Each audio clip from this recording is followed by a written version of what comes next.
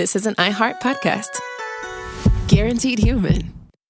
What if mind control is real? If you could control the behavior of anybody around you, what kind of life would you have? Can you hypnotically persuade someone to buy a car? When you look at your car, you're going to become overwhelmed with such good feelings. Can you hypnotize someone into sleeping with you? I gave her some suggestions to be sexually aroused. Can you get someone to join your cult? NLP was used on me to access my subconscious. Mind Games, a new podcast exploring NLP, aka Neuro-Linguistic Programming. Is it a self-help miracle, a shady hypnosis scam, or both? Listen to Mind Games on the iHeartRadio app, Apple Podcasts, or wherever you get your podcasts. You can scroll the headlines all day and still feel empty. I'm Ben Higgins, and If You Can Hear Me is where culture meets the soul. Honest conversations about identity, loss, purpose, peace, faith, and everything in between. Celebrities, thinkers, everyday people, some have answers, most are still figuring it out. And if you've ever felt like there has to be more to the story, this show is for you. Listen to If You Can Hear Me on the iHeartRadio app, Apple Podcasts, or wherever you get your podcasts. This is Special Agent Regal, Special Agent Bradley Hall.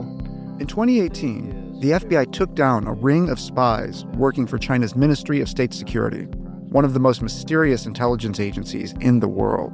The Sixth Bureau podcast is a story of the inner workings of the MSS and how one man's ambition and mistakes opened its vault of secrets. Listen to The Sixth Bureau on the iHeartRadio app, Apple Podcasts, or wherever you get your podcasts. I'm Amanda Knox, and in the new podcast, Doubt, The Case of Lucy Letby, we unpack the story of an unimaginable tragedy that gripped the UK in 2023. But what if we didn't get the whole story? Evidence has been made to fit. The moment you look at the whole picture, the case collapsed. What if the truth was disguised by a story we chose to believe? Oh my God, I think she might be innocent. Listen to Doubt, The Case of Lucy Letby on the iHeartRadio app, Apple Podcasts, or wherever you get your podcasts.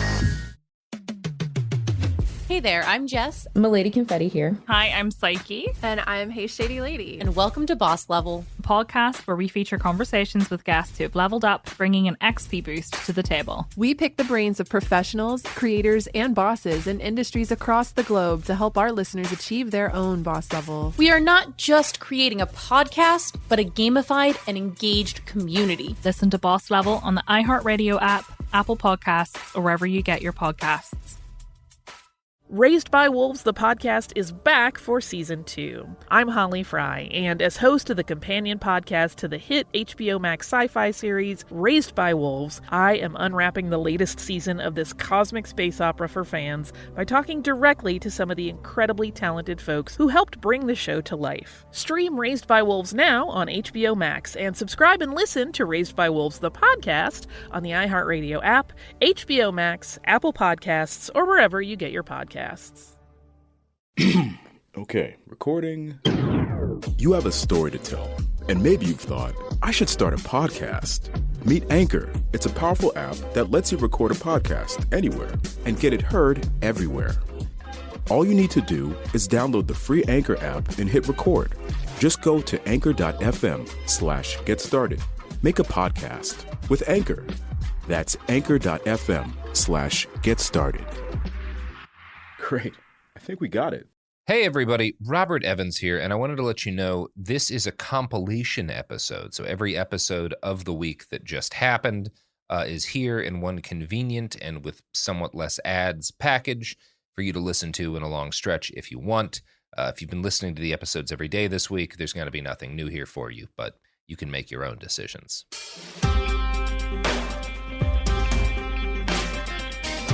Hey everyone, I'm Robert Evans, and this is Myanmar, Printing the Revolution. It's an It Could Happen Here special mini-series, an in-depth documentary investigation with me and journalist James Stout. Over the next 4 days, you're going to learn about the Jinzi militias of the Myanmar Civil War, 3D printed weapons, and a bunch of other really fascinating stuff besides. So, without any further ado, here's James. Ever since a first person built the first fence, took land from everybody and annexed it to themselves, property rights and violence have gone hand in hand. With property grew the state, and with the state came the police. Today, most of us grow up under the control of states, and they're so ubiquitous that their violence is often overlooked until a particularly egregious incident occurs. But all states, even the most benign, rest on a monopoly on violence. States are the entities that impose laws on a given area, and if you break those laws, the state can beat you up, lock you up, or shoot you up. When the state loses a monopoly on violence, it ceases to be able to enforce its laws, charge its taxes, and enforce its will on the people it rules. We've seen this all over the world, from the Democratic Republic of Congo to, briefly, downtown Seattle. Our state in the USA speaks the language of rights and liberties. When we want to appeal to the state, we tend to use that language. Even though our state, as we saw in 2020, is backed by plenty of violence, as much as any other, it goes a long way to camouflage that violence. Some states are a bit more mask-off. They speak to their citizens more or less exclusively through violence, and when citizens need to respond to that state, they respond in the language it uses to speak to them. That's how a teenager from Yangon, Myanmar, ended up on Reddit in summer of 2021, asking strangers how to use a 3D printer and computer to make a rifle. Myanmar isn't a country that is on the radar for most of the US. If it is at all, it's probably because of State Councillor and Foreign Minister Aung San Suu Kyi. She managed perhaps the history's fastest pivot from Nobel Peace Prize winner to head of a government accused of genocide. But Suu Kyi is in jail now, and the Rohingya, the Muslim ethnic group that the military attempted to eliminate from the east of the country under her rule, are just one of many ethnic and political groups that are in open armed conflict with the military, who now hold control of the government of Myanmar. Known locally as a Tatmadaw, the military seized power in early 2021.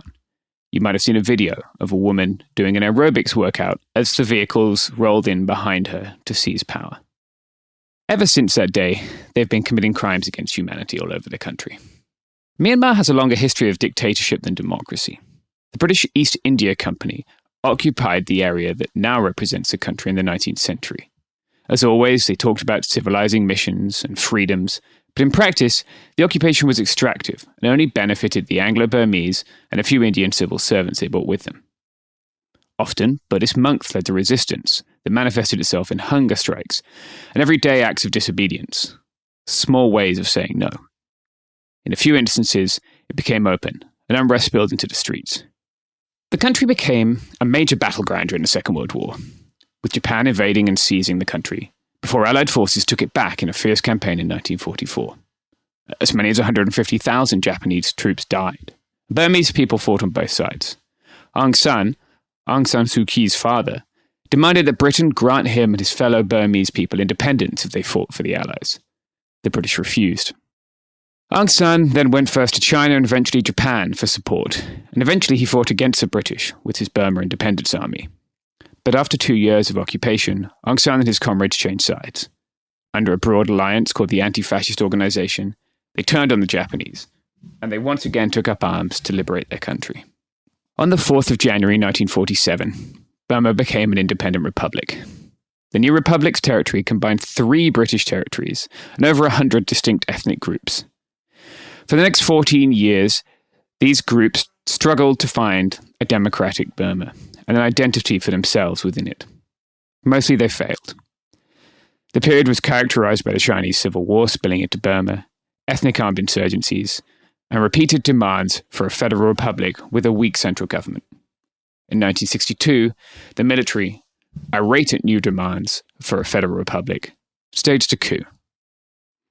Burma spent the next 22 years under the military rule of a council, pursuing what they called the Burmese way to socialism. Burma's planned economy left it largely isolated from the rest of the world. At home, the press was censored, and a type of nationalism that combined nominal socialism and Burman ethnic identity became the official state ideology. During this period, Burma became one of the world's poorest countries. Sporadic protests were met with overwhelming force. On the 8th of August 1988, an uprising began. It started among the students in Yangon, but it took root quickly around the country. The so-called 8888 uprising, because of the date, began with a general strike and huge non-violent protests. These were met with gunfire. Protesters fought back with Molotov cocktails and rocks. The military fired into hospitals, and by September 18th, they'd launched a coup to take the country from a one-party state back to a military dictatorship. It was during these protests that Aung San Suu Kyi, the daughter of independence hero Aung San, emerged as a national figurehead, especially in the West. Amitav Ghosh, the Indian writer, wrote the following about 8888. Across Burma, people poured out in thousands to join the protests. Not just students, but also teachers, monks, children, professionals, and trade unionists of every shade. It was on this day, too, that the junta made its first determined attempt at repression. Soldiers opened fire on the demonstrators, and hundreds of unarmed marchers were killed. The killings continued for a week, but still the demonstrators continued to flood the streets. After the uprising had been suppressed, multi-party elections were later held. While the new National League for Democracy party of Aung San Suu Kyi won the most votes, the junta refused to cede power.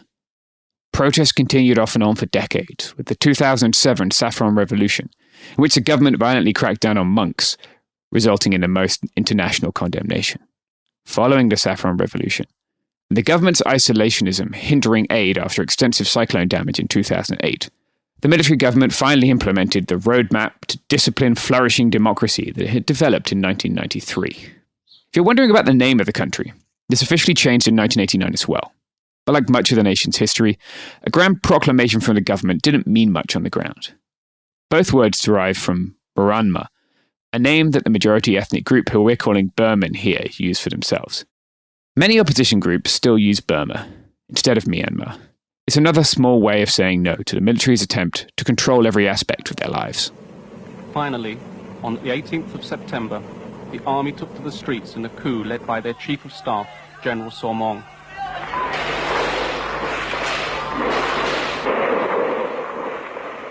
The next day, the killings began again.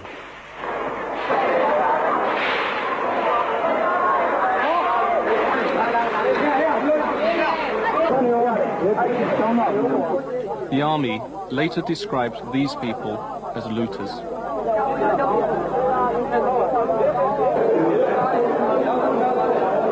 It was not until 2011 that the military junta finally stepped down and passed on power to the Union Solidarity and Development Party in an election that was widely seen as fraudulent. A year later, Aung San Suu Kyi was released, and by 2015, her National League for Democracy won an absolute majority. While she was barred from holding the presidential office, she took on the role of state councillor, and Myanmar entered a period of liberalization, which, although never the federal democracy promised when the country gained its independence in 1947, allowed for significant freedoms of communication and speech, especially for the Burman majority ethnic group. Not everyone was reconciled to the change. Many of Myanmar's 135 ethnic groups feel marginalized by the state, which tends to be dominated by the Burman ethnicity. Some of these groups have armed insurgent wings, often more than one per ethnic group, as they disagree on politics or religion. These groups have fought various Burmese governments since the 1940s, but many of them reached a ceasefire with the government as the country passed from military to civilian rule. One group, however, saw a huge uptick in violence. The Rohingya ethnic group have been persecuted by Buddhist nationals since the 1970s, but the campaign against them increased in violence and scale in 2016, when the Tatmadaw began a huge crackdown against Rohingya people in Rakhine State. The persecution began in response to attacks by the Arkhan Rohingya Salvation Army on Burmese border outposts, but the campaign that followed had nothing to do with the small insurgent group, and a lot to do with the desire of the Tatmadaw to destroy or drive out all Rohingya people, who they claim are undocumented migrants from Bangladesh and not citizens of Myanmar. While the world praised Suu Kyi, her government looked the other way as the military carried out a genocide that displaced over 1 million people and killed tens of thousands. It was in the context of growing international condemnation of the genocide that Myanmar went to the polls in November of 2020. The November 2020 election was only the nation's second since the official end of military rule. Aung San Suu Kyi's National League for Democracy won a resounding victory. The military-backed Union Solidarity and Development Party holds 25% of seats under a constitution that Suu Kyi wanted to change. It didn't take defeat well. The election was neither perfectly free nor fair. The Rohingya have been almost wholly disenfranchised. The government claims they are illegal immigrants from Bangladesh and thus unable to vote. Areas with ethnic armed organizations which oppose the government often had polls canceled and internet cut off, according to Human Rights Watch. The Carter Center estimates that 1.4 million citizens couldn't vote. The one opposition party that was certainly not shortchanged was the military's. However, it was the Union Solidarity and Development Party, USDP, which had been calling for election delays due to COVID before polls opened. Once the elections concluded, they immediately began questioning the results. They continued to attempt to undermine the vote for months before they resorted to force on the 1st of February 2021, the day before the newly elected legislators were due to be sworn in. The world largely ignored the situation, apart from the one viral video where a masked fitness instructor dances in the foreground as APCs roll through a roadblock and into the parliament complex behind her. Aung San Suu Kyi was arrested, charged with breaching COVID-19 restrictions and illegally importing a walkie-talkie, and General Min Aung Hlaing was installed at the head of a military junta.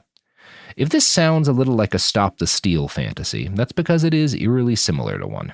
Myanmar's democracy is not what academics call a consolidated one, which is to say that democracy has never been the only game in town there. But the United States seems to be rapidly deconsolidating its own democracy. The allegations of election fraud in Myanmar were no more credible than those in Arizona. However, the military's tradition of political engagement there removed many of the barriers in between electoral defeat and the death of a short-lived democracy. Within 24 hours of the coup, the people of Myanmar had fought back.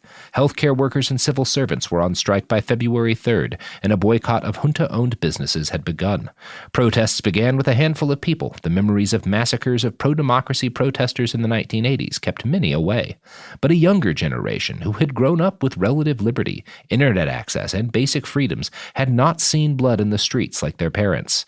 They had seen activists in Hong Kong, the USA, and Ukraine take on violent state apparatuses, and they'd often seen them win. By the 6th of February, 20,000 people were in the streets of Yangon, the largest city, and the internet was shut down nationwide. Protests began peacefully, with memeable signs like, "My ex is bad, but the military is worse," and "We are protesting peacefully," but with the WAP capitalized, so it said WAP. These signs were designed by a generation of kids who grew up with access to the internet to attract international attention. Despite the ban, they used VPNs to show images of their struggle. One sign read, "You've messed with the wrong generation. Now we'll never be allowed to ruin our own lives." The Tatmadaw showed its cards pretty quickly. Police began the suppression with slingshots and clubs, then tear gas and flashbang, and quickly they moved to rifles and rocket-propelled grenades. By the 9th of February, Maya Thwe Thwe Hine, a 20-year-old woman, had been shot in the street.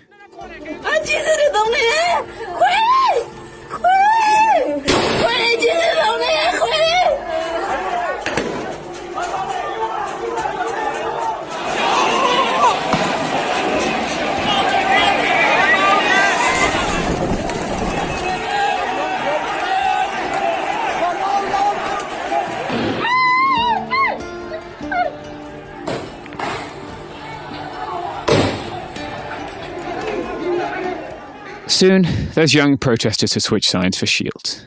By mid-March on Armed Forces Day, 114 civilians were killed in a single day, including 65 in Yangon, who were kettled by police, surrounded, and then shot.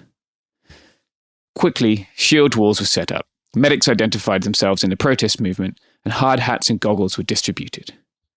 But this didn't tip the balance of power in their favor. Suo Lin, a former student union leader, was there from the start. In a text message, he told me, "I did not miss a single day. As a member of the Kaya State National Strike Committee, I later became more involved in anti-authoritarian protests. In the early protests, you see him in photos walking at the front of a group carrying flags and banners with his student ID card on a lanyard around his neck. But by March, he's wearing a black shirt, goggles, and a hard construction hat." Meanwhile, the National League for Democracy politicians who had escaped detention joined other parties and set up a national unity government in April. The National Unity Government contained members of the National League for Democracy, but, significantly, a Rohingya activist was appointed an advisor in the Ministry of Human Rights, and the National Unity Government has announced it would, for the first time, accept the jurisdiction of the International Criminal Court with respect to all international crimes committed in Myanmar since 2002. This would include the Rohingya genocide. By May, both the National Unity Government and Zaw Lin had realised that no amount of non-violent protest was going to dislodge a regime that was happy to gun down kids in the street. So on the 5th of May, he left for the jungle. That same day, the National Unity Government announced the formation of the People's Defence Force, or PDF. Within a month, 800 soldiers had defected to these pro-democracy guerrilla units. Many brought their guns with them. But Zaw didn't join the PDF. Instead, he joined one of Myanmar's many ethnic armed organisations. Groups opposed to the central state and its domination by the Burman ethnicity. To understand these groups, you need to understand that Myanmar is composed of dozens, if not hundreds of ethnic groups, but that the Burman, who make up about 2/3 of the population, have always controlled the state and used it as a tool in furthering their interest. Some of these groups, like the Karen National Liberation Army and the Kachin Independence Army, have been fighting for decades since the country emerged from British colonial rule at the end of World War II. All of these groups draw on a combination of ethnic and political grievances. Many of them administer semi-autonomous territories, like the Karen state. In 2013, 13 ethnic armed organizations, or EAOs, came together to form the Nationwide Ceasefire Coordinating Team, NCCT, and signed an 11-point common position of ethnic resistance organizations on national ceasefire, or the LISA agreement. Most of them seemed to agree that they would accept a federal system, rather than complete autonomy. In 2015, a ceasefire was signed, but conflict between ethnic armed organizations and between EAOs and the government continued. Since the coup began, EAO membership has skyrocketed, and in October, the National Unity Government announced alliances with several groups under a central chain of command. Some political organizations who played a part in the 1988 uprising, like the All Burma Students Democratic Front, have been revived as armed groups. The ABSDF recently attacked Tatmadaw ships using an RPG. Attacks on military bases have also stepped up. PDF units have ambushed and killed policemen and raided police and military outposts. Each time they do, they steal valuable weapons and ammunition. The Tatmadaw has responded with shellings and airstrikes against residential areas, executions, mass physical retribution, and the murdering of civilians and aid workers and burning of their bodies. As a result of all this, ethnic armed organizations have joined forces with anti-authoritarian Burman people under the auspices of the People's Defense Forces, which are under the command of the exiled National Unity Government. We have never experienced such kind of brutalities from the military, as well as a strong resistance from the people. They try to make sure the whole country submit to them, but we still refuse to allow them to be our rulers.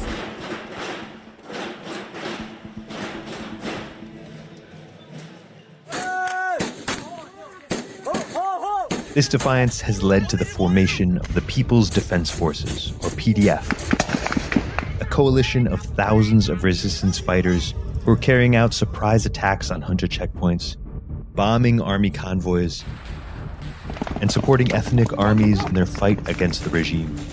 12 months ago, these men and women were students and office workers protesting the coup. Today, they're training to overthrow the military. Being a soldier is a tough choice, but the young people... Hi, this is Jo Winterstein, host of the Spirit Daughter podcast, where we talk about astrology, natal charts, and how to step into your most vibrant life. And I just sat down with a Minnie Driver. The Irish traveller said when I was 16, you're going to have a terrible time with men.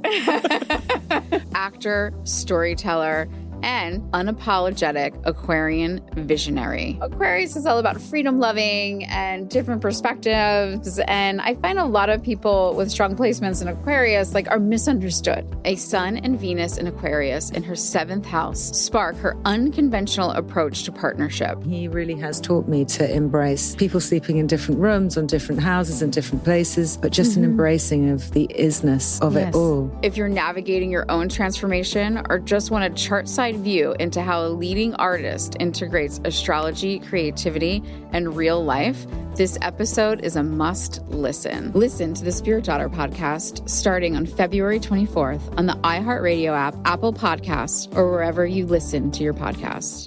What if mind control is real? If you could control the behavior of anybody around you, what kind of life would you have? Can you hypnotically persuade someone to buy a car? When you look at your car, you're going to become overwhelmed with such good feelings. Can you hypnotize someone into sleeping with you? I gave her some suggestions to be sexually aroused. Can you get someone to join your cult? NLP was used on me to access my subconscious. NLP, aka Neuro-Linguistic Programming, is a blend of hypnosis, linguistics, and psychology. Fans say it's like finally getting a user manual for your brain. It's about engineering consciousness. Mind Games is the story of NLP. Its crazy cast of disciples and the fake doctor who invented it at a New Age commune and sold it to guys in suits. He stood trial for murder and got acquitted. The biggest mind game of all? NLP might actually work. This is wild. Listen to Mind Games on the iHeartRadio app, Apple Podcasts, or wherever you get your podcasts. What do you do when the headlines don't explain what's happening inside of you?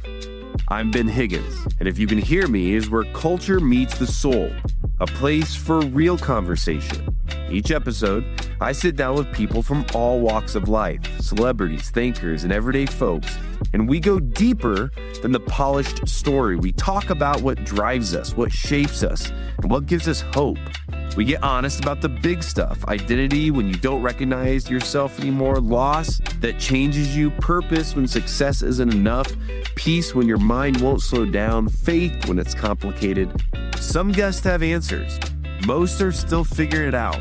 If you've ever felt like there has to be more to the story, this show is for you. Listen to If You Can Hear Me on the iHeartRadio app, Apple Podcasts, or wherever you get your podcasts. China's Ministry of State Security is one of the most mysterious and powerful spy agencies in the world. But in 2017, the FBI got inside. This is Special Agent Regal, Special Agent Bradley Hall. This MSS officer has no idea the U.S. government is onto him. But the FBI has his chats, texts, emails, even his personal diary. Hear how they got it on the Sixth Bureau podcast. I now have several terabytes of an MSS officer, no doubt, no question, of his life. And that's a unicorn. No one had ever seen anything like that. It was unbelievable. This is a story of the inner workings of the MSS and how one man's ambition and mistakes opened its vault of secrets. Listen to the Sixth Bureau on the iHeartRadio app, Apple Podcasts, or wherever you get your podcasts. They are ready to defend the communities. They have to, of course, sacrifice their own daily life, ordinary life. Since March of 2020, the influx of new recruits has changed these groups.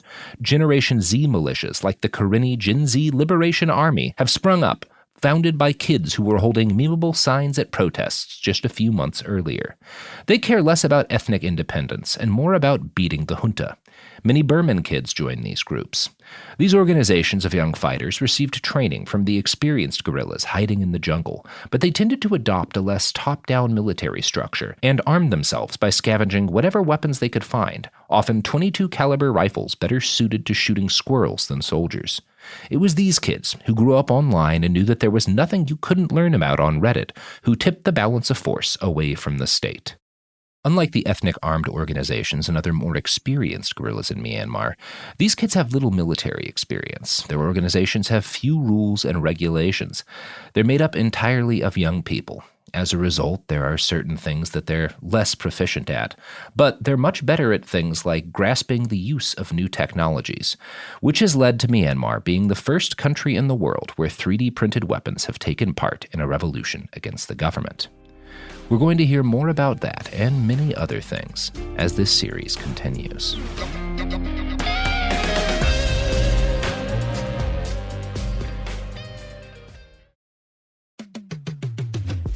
Hey there, I'm Jess. Milady Confetti here. Hi, I'm Psyche. And I'm Hey Shady Lady. And welcome to Boss Level, a podcast where we feature conversations with guests who have leveled up, bringing an XP boost to the table. That was always my response, was like, I am like a unicorn here, right? Like, because there's not a lot of like out of the closet female gamers. It's not to say there's not female gamers. I know a lot of them. There's a lot. But like, it was like a battlefield. They're like, this is our cool boys club and you can't be here. And I'm like, no, sorry, honey. This is a very dark corner and I'm a lot of light and I'm coming right into this corner. Hi. We pick the brains of professionals, creators, and bosses in industries across the globe to help our listeners achieve their own boss level. We are not just creating a podcast, but a gamified and engaged community. Listen to Boss Level on the iHeartRadio app, Apple Podcasts, or wherever you get your podcasts. Hi, I'm Katie Lowe's. You might also know me as Quinn Perkins from Scandal or Rachel from Inventing Anna. I'm also a mother to my son Albie and my daughter Vera. I wanted to create a space for open and honest conversations about all things parenting. And I thought a podcast was the best way to do just that. Check out season 5 of my podcast, Katie's Crib. It is super raw, vulnerable, and hilarious. Katie's Crib in no way, shape, form is judgmental or telling you exactly how to parent or exactly how you should be. I think it really just makes you feel less alone and gives you a community. We're going deep with guests like Inventing Anna's Anna Klumsky, How to Get Away with Murders, Asia Naomi King. And yes, sometimes my son Albie when he bursts into my studio, so that's cool. Listen to Katie's Crib every Thursday on the iHeartRadio app, Apple Podcasts, or wherever you get your podcasts. On the Art of Accomplishment podcast, we love anxiety, anger, sadness, and selfishness. Most people do everything they can to get rid of these emotions, but nothing makes them go away. We, however, welcome them because they give us a healthy advantage if we know how to interpret their signals. Listen to the Art of Accomplishment podcast on the iHeartRadio app, Apple Podcasts, or wherever you get your podcasts to understand yourself and be who you were meant to be.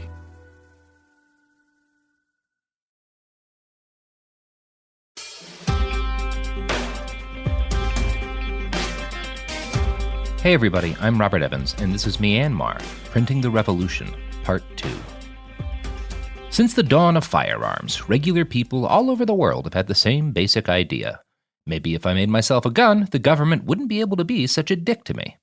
Historically, this has had little impact on the willingness of governments to be dicks to people. In the beginning, all gun manufacturing was done by individual artisans, and thus making a gun in your home was really no different from making it in a shop, as long as you had the proper tools. Guns in this period weren't super useful on their own, and were best fired in a volley by a shitload of dudes at once. Since individual firearms were extremely inaccurate and cumbersome to use, the fact that some poor blacksmith could make himself one wasn't much of a threat to anybody in power.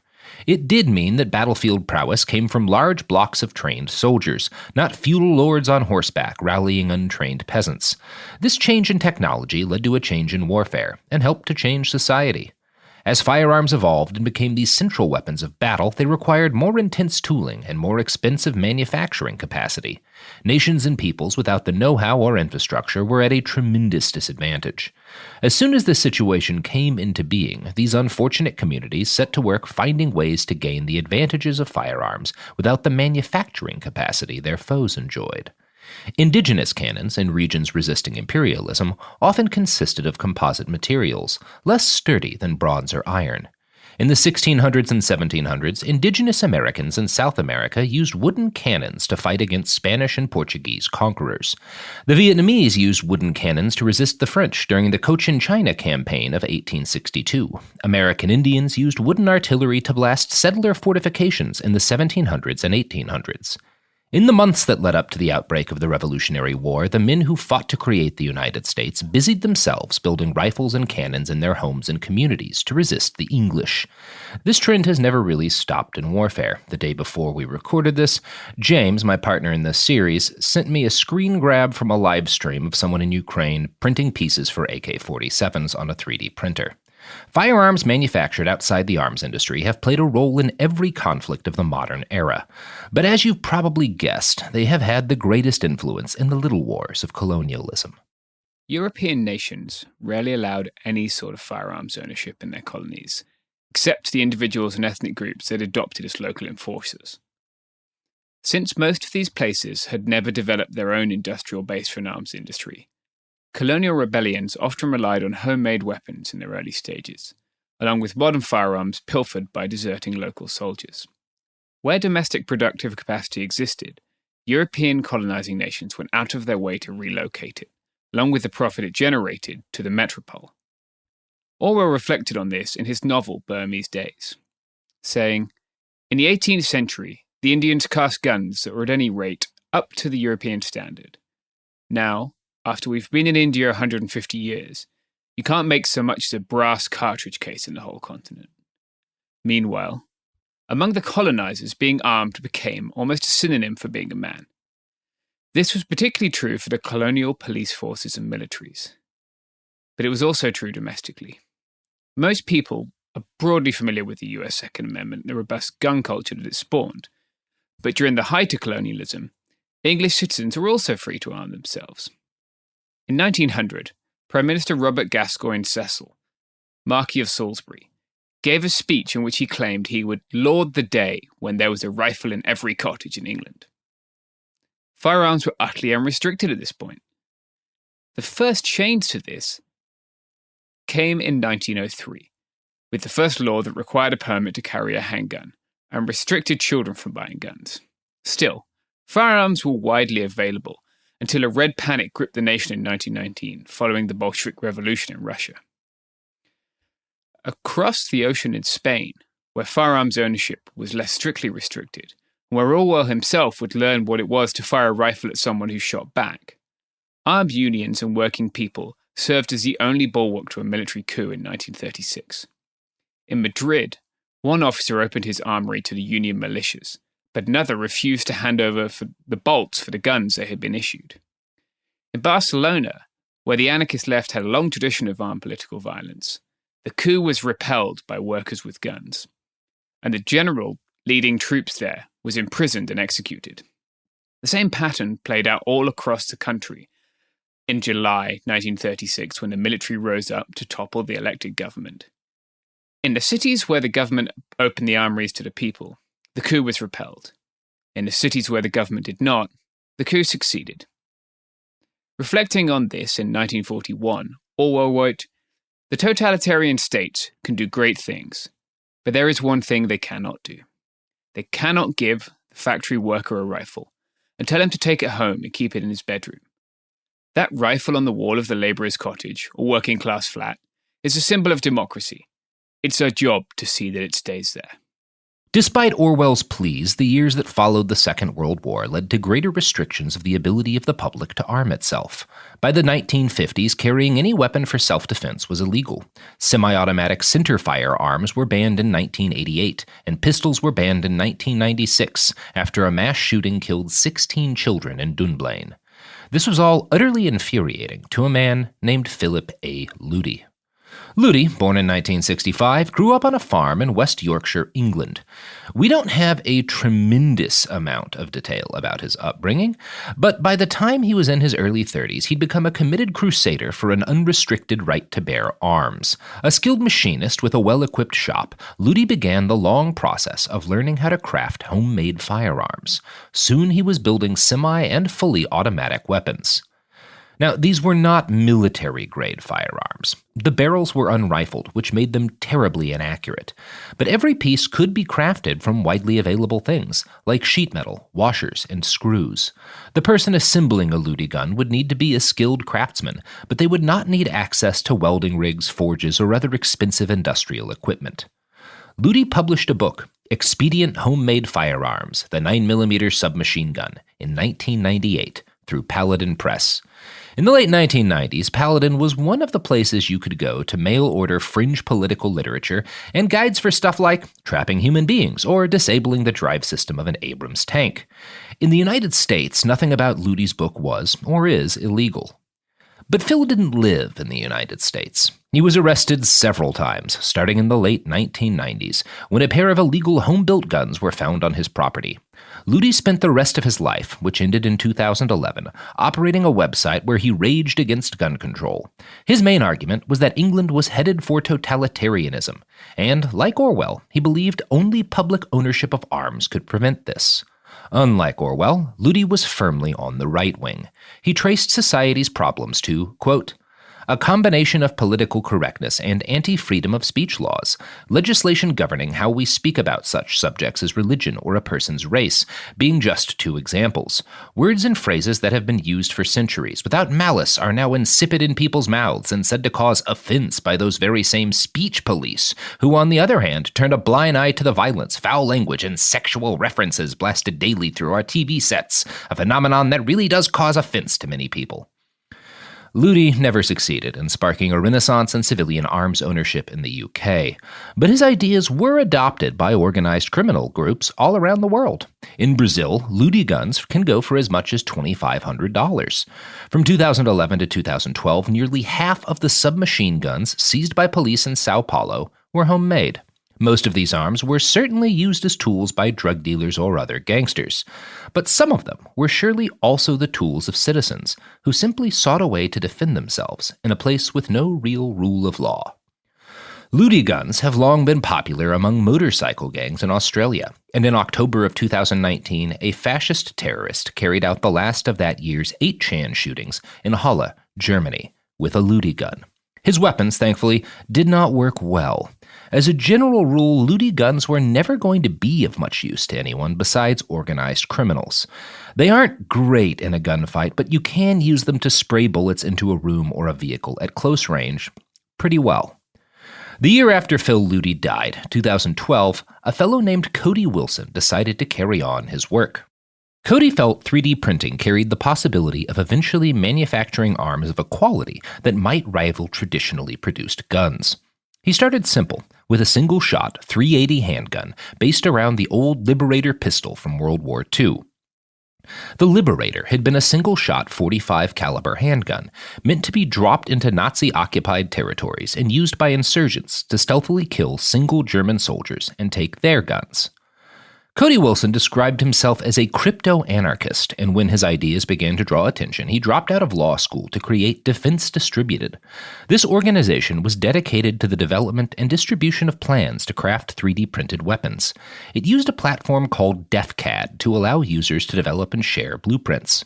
In 2013, the first CAD gun file became available online to everyone. It was downloaded more than 100,000 times in 2 days. I'd like to quote now from an article on the website 3D Natives. This prompted the U.S. government to demand that Defense Distributed remove the file from their site. What followed is a legal battle between Cody Wilson and the U.S. government, consisting of back-and-forth lawsuits. It lasted 5 years, until in 2018, the Trump administration legalized 3D-printed guns. The same year, Wilson was charged with sexual assault of an underage girl, and had to step down from Defense Distributed. Nonetheless, the organization did not cease to exist without Cody. Today, for a yearly fee of $50, users of the DefCAD website can access the files containing different designs of 3D printed guns. And I should note here that it's probably more accurate to say the Trump administration legalized sharing the plans and printing the files and whatnot of 3D printed guns, not legalized 3D printed guns. Homemade firearms have been federally legal in the United States since forever. The fighting in the courts over all this has continued ever since, and in 2019, a federal judge in Seattle temporarily blocked DefCAD. This sparked the creation of a new group, Deterrence Dispensed, which was even less centralized. The basic idea was that this would make them harder to take down via lawsuits or police action. Not stated was that this might also protect their reputation from a Cody Wilson situation. The debate over the legality of 3D printed firearm plans continues on to the present day, but the development of these arms has continued at an ever faster pace. The best modern 3D printed arms can even rival conventional guns. It's worth emphasizing that these are not purely plastic tools. The Liberator pistol used a metal nail, and the better 3D arms have metal barrels, rifled using other craft methods that require some know-how, but arguably less than it took to manufacture a Ludi gun. 3D printed arms have been confiscated by police around the world, but in recent months, they've begun to crop up somewhere new, in the arms of revolutionaries fighting against a military coup. Myanmar, and Burma before that, has had relatively strict gun control laws for decades. When George Orwell was a policeman there in the 1920s, he may have carried a gun, but the people he was policing did not. In the 1930s, the British leaders allowed TAT organizations, similar to militias, to form and drill, but they weren't allowed to carry guns. Gun licenses under the dictatorship were issued primarily to party members, but most were revoked after 1988 failed pro-democracy uprising. The only civilians who were permitted to own arms were the Chin, the nation's poorest ethnic group, who rely on guns to hunt for food. In many cases, these guns were flintlocks that would not have looked that out of place on a battlefield 2 centuries before. In practice, though, things are very different. The current conflict is best seen as a flare-up in violence that has been ongoing since Britain left the country in 1947. The Tatmadaw has consistently used violence against marginalized ethnic groups in the country, and they have consistently taken up arms in response. But, unlike civil wars in the Middle East, wealthy nations in the West have not been flooding Myanmar with weapons for decades, and the various EAOs, or ethnic armed organizations, have had to turn to much more unorthodox routes to arm and equip themselves against the government. To get a better idea of what things are like on the ground, we spoke to Pierre. He's French, but he's a serial volunteer with national liberation struggles around the world and fought with the Karen people in the early 2000s. Yes, so the ammunition is a constant problem. The shortage is absolutely permanent. And yes, there is 2 sources for the weapons. There is the black market, and the prices, especially of ammunition, are prohibitive. This is where I would like to have my notebook here with me, because I think I wrote down a conversation I had with some leaders of the KNLA at the time, asking them why we didn't do more operations. And they were like, yeah, we just can't afford it. We just can't afford it. Like strictly, we don't have enough ammunition to do any kind of operation. We need to. So all the operations we did were always focused on if we could capture some ammunition. If we could capture weapons, but especially ammunition. Yeah. So there is, that's the second source of course, of weapon, let's say, source. Is the captures, of course. Then the black market. The black market used to be huge in Cambodia. I don't know what's the situation now. That was in the 90s. It was a bit the Albania of Southeast Asia at this time, right? And so there is also the other ethnic groups that receive sometime, say, a lot of arms and ammunition from sponsors. Like some of them, like the West State Armies, are sponsored by China. So like their supply of ammunition is pretty good.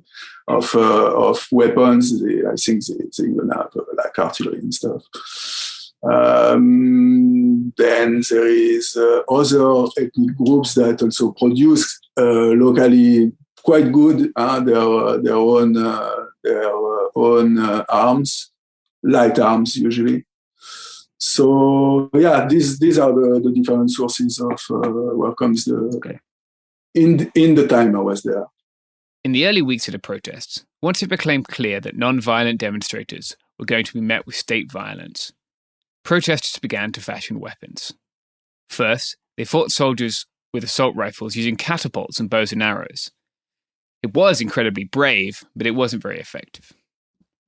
By the 28th of March, protesters had taken a step further. A group calling itself the Calais Civil Army set up barricades and defended them using pressurized air rifles that fired marbles and bicycle wheel bearings. The rifles all used the same design and the same components. They were based on a video someone found on YouTube, but they weren't lethal. They helped protesters defend their space, albeit at great cost. In that first clash, 4 protesters and 4 soldiers were killed. The protesters in Calais were able to hold out a few days. Using old hunting rifles and air guns, they ambushed military patrols, and they took 4 police hostage. Then they exchanged them for 9 incarcerated protesters. But in early April, the Tatmadaw returned to the protest camp in Calais, with rocket-propelled grenades and machine guns, and killed 11 people. We must fight back against them, If not, our generation will face a worse situation than us. They have no laws, a neighborhood villager who battled the regime's forces told the Irrawaddy, a local paper. The air guns spread around the country quickly. To avoid surveillance, protesters talked about cooking up biryani on Telegram channels, and what they meant was desperately scouring the internet for a way to fight back, and finding a way to make an air rifle out of a butane canister, a pipe, and a cigarette lighter. Combined with fireworks and smoke bombs made of potassium nitrate, the air rifle gave protesters just enough cover to escape police charges. But they also gave the junta an excuse to further escalate the violence. Attitudes are hardening among the protesters too. In Mandalay, they took air rifles to the barricades on Saturday, hardly a match for the weapons of war they face. But now they know this is a fight to the death. And more destruction after a fire raged in PG Dagon township overnight. People living there, but kept away by security forces, returned to find 60 homes burned to the ground. Now all they can do is pick through the ashes, trying to save anything from the military's policy of scorched earth. Even the Tatmadaw makes its own weapons, a highly unusual move for a relatively small nation. Tatmadaw troops and police can be seen with a bewildering array of indigenously produced copies of M16s, Uzis, and even 5.56 Galil pattern AK-style rifles, as well as M3 light machine guns, which are slightly updated copies of the MG42 used by the Nazis in World War II. After the failed 8888 uprisings in 1988, the military offered concessions to China in return for more advanced weapons. They got them, but it didn't stop China from also supplying ethnic armed organizations. EAOs don't have access to the same munitions factories that the government does, but there is a long tradition of homemade weapons in Myanmar. In more remote parts of the country, homemade air rifles and shotguns seem to have been relatively commonplace before the start of the conflict, and they were mostly used for hunting. The country is also covered with landmines, which the EAOs use to great effect against the Tatmadaw. We spoke to Pierre, a former combatant with the Karen who no longer lives in Myanmar. His experience is not that recent, but it helps us to understand the way this conflict has been fought for decades. What we used to produce a lot of landmines. that's totally produced at the base, yes. Okay. With very very rough systems with a little bit of different type of plastic explosive, a couple of bamboo for contactors, and a battery. That's it. Pellet guns are not good for combat, and EAOs mostly relied on weapons imported from Thailand, India, or China. Overwhelmingly, these were AK or M16 pattern rifles. Yeah, mostly in the units I've been there is probably a majority of AK platforms in this time. Yes. Yeah, definitely. I mean, it's more reliable and simple to operate. It's very adapted to the type of guerrilla. No, it was quite correct. I mean, from the moment that I switched to AKs, at least because at first I tried to use this super fancy M16, and it was a nightmare of malfunctions. Yeah. So I switched back to AKs, which is the what I best know and used all my years. And doesn't have this. I never really had any malfunction with the case. Maybe one time with a faulty lot of ammunition, but that's it. Not really the rifle spot. The fight, Pierre says, has never been restricted to the battlefield. For the Tatmadaw, violence against civilians is part of their 4 cuts doctrine that cuts off funding, food, intelligence, and recruits for the EAOs. Now they are moving that same outlook to the cities. They're like literally abide by absolutely no laws of war or else.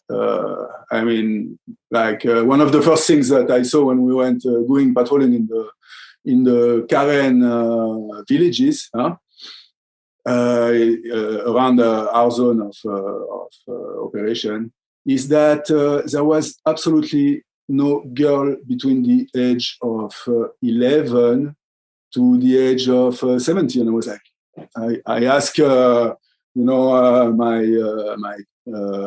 commander about it, and he says, yeah, like obviously if they stay here, they will be raped by the Tatmadaw on the first patrol. Like the first time they will come, So this gives you a little bit of the tone of what they are about. They constantly ransom civilians when they don't murder them, shell villages for no reason or because there had been an operation of the KNLA, and they take revenge on who they can take revenge on with the civilians. This is how they behave. This is who they are, basically. The Tatmadaw is a large army, and many of the conscripts are hardly high-speed operator types, but that hasn't stopped them from killing thousands of innocent civilians. I mean, they have, as many army, different units with different military value. Let's say, many times the units that they stuck on hilltop in the middle of a rebel zone are not like the most combative, let's say, but sometimes you get surprised at the resistance. But except of that, when they do an operation in a place, they bring in more elite troops, let's say. By contrast, the KNLA, the Karenni National Liberation Army, and other EAOs relied on civilian support to survive. The KNLA operates in Hi, this is Jo Winterstein, host of the Spirit Daughter podcast, where we talk about astrology, natal charts, and how to step into your most vibrant life. And I just sat down with a Minnie Driver. The Irish traveller said when I was 16, you're going to have a terrible time with men. Actor, storyteller, and unapologetic Aquarian visionary. Aquarius is all about freedom-loving and different perspectives, and I find a lot of people with strong placements in Aquarius are misunderstood. A Sun and Venus in Aquarius in her 7th house spark her unconventional approach to partnership. He really has taught me to embrace people sleeping in different rooms, on different houses, in different places, but just an embracing of the isness of it all. If you're navigating your own transformation or just want a chart-side view into how a leading artist integrates astrology, creativity, and real life, this episode is a must listen. Listen to the Spirit Daughter podcast starting on February 24th on the iHeartRadio app, Apple Podcasts, or wherever you listen to your podcasts. What if mind control is real? If you could control the behavior of anybody around you, what kind of life would you have? Can you hypnotically persuade someone to buy a car? When you look at your car, you're going to become overwhelmed with such good feelings. Can you hypnotize someone into sleeping with you? I gave her some suggestions to be sexually aroused. Can you get someone to join your cult? NLP was used on me to access my subconscious. NLP, aka Neuro-Linguistic Programming, is a blend of hypnosis, linguistics, and psychology. Fans say it's like finally getting a user manual for your brain. It's about engineering consciousness. Mind Games is the story of NLP. Its crazy cast of disciples and the fake doctor who invented it at a New Age commune and sold it to guys in suits. He stood trial for murder and got acquitted. The biggest mind game of all? NLP might actually work. This is wild. Listen to Mind Games on the iHeartRadio app, Apple Podcasts, or wherever you get your podcasts. What do you do when the headlines don't explain what's happening inside of you? I'm Ben Higgins, and If You Can Hear Me is where culture meets the soul, a place for real conversation. Each episode, I sit down with people from all walks of life, celebrities, thinkers, and everyday folks, and we go deeper than the polished story. We talk about what drives us, what shapes us, and what gives us hope. We get honest about the big stuff: identity when you don't recognize yourself anymore, loss that changes you, purpose when success isn't enough, peace when your mind won't slow down, faith when it's complicated. Some guests have answers. Most are still figuring it out. If you've ever felt like there has to be more to the story, this show is for you. Listen to If You Can Hear Me on the iHeartRadio app, Apple Podcasts, or wherever you get your podcasts. In 2023, a story gripped the UK, evoking horror and disbelief. The nurse who should have been in charge of caring for tiny babies is now the most prolific child killer in modern British history. Everyone thought they knew how it ended. A verdict, a villain, a nurse named Lucy Letby. Lucy Letby has been found guilty. But what if we didn't get the whole story? The moment you look at the whole picture, the case collapses. I'm Amanda Knox, and in the new podcast, Doubt, the Case of Lucy Letby, we follow the evidence and hear from the people that lived it to ask what really happened when the world decided who Lucy Letby was. No voicing of any skepticism or doubt. It'll cause so much harm at every single level of the British establishment of this is wrong. Listen to Doubt, the Case of Lucy Letby on the iHeartRadio app, Apple Podcasts, or wherever you get your podcasts. Karen territory, and civilians are Karen. I mean, pretty much when we arrive in a village, there's medics, that with us that take care of the population, distribute medicine.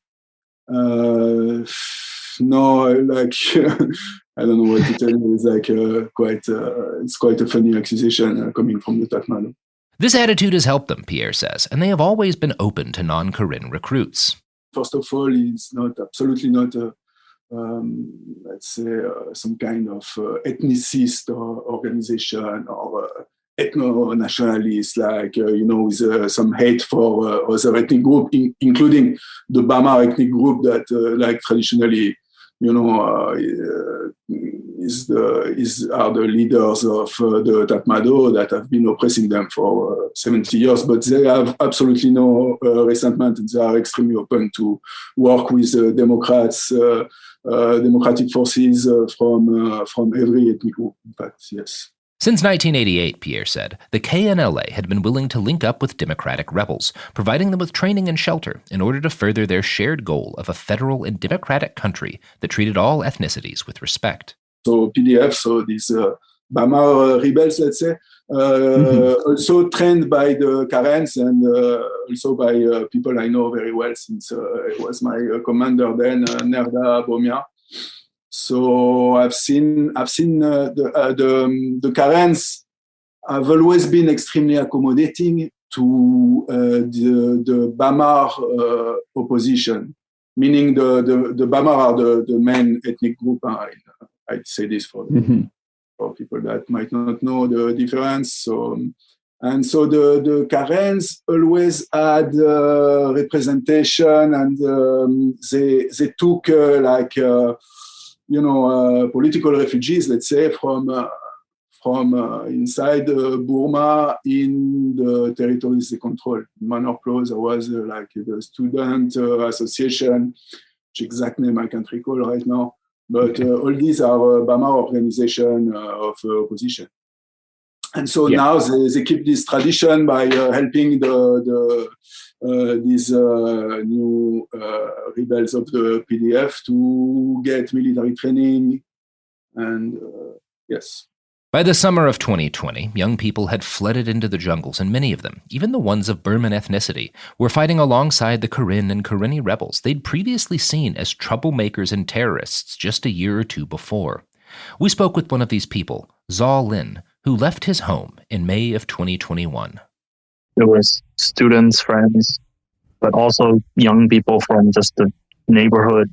Most people were just above 20. A lot of them were single. There's women as well. People who knew technology, young people from the technology, computer colleges, Loikot University. A lot of these people who knew modern technology went into the jungle to go in the jungle to train and be able to overthrow the Min Aung government. So it was very tiring. We had to go up and down a lot of hills. It was 2 days of walking to get there. Going up and down the hills and back down, up and down, until we got to the training camp.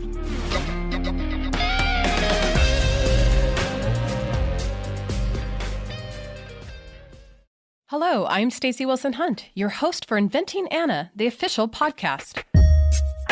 From Shonda Rhimes and the creators at Shondaland, Inventing Anna tells the story of a young woman who charmed her way into the pocketbooks of New York's elite. Was she gonna take off with that $20 million from the banks, or was she gonna pour it into this foundation? You know, people look at Anna and see what they want to see. On this podcast, you'll get VIP access to the real people who inspired the television series and to the actors and creatives like showrunner Shonda Rhimes who brought them to life. We were working on the show while the trial was going on. I remember doing a dramatic reading of Todd's opening statement for the writer's room. Who is the fake heiress, Anna Delvey? Join us as we unravel the stories behind the story. Everything's true until it's not, basically, in Anna's world. Listen to Inventing Anna, the official podcast, every Wednesday on the iHeartRadio app, Apple Podcasts, or wherever you get your podcasts. From Cavalry Audio, the studio that brought you The Devil Within and The Shadow Girls, comes a new true crime podcast, The Pink Moon Murders.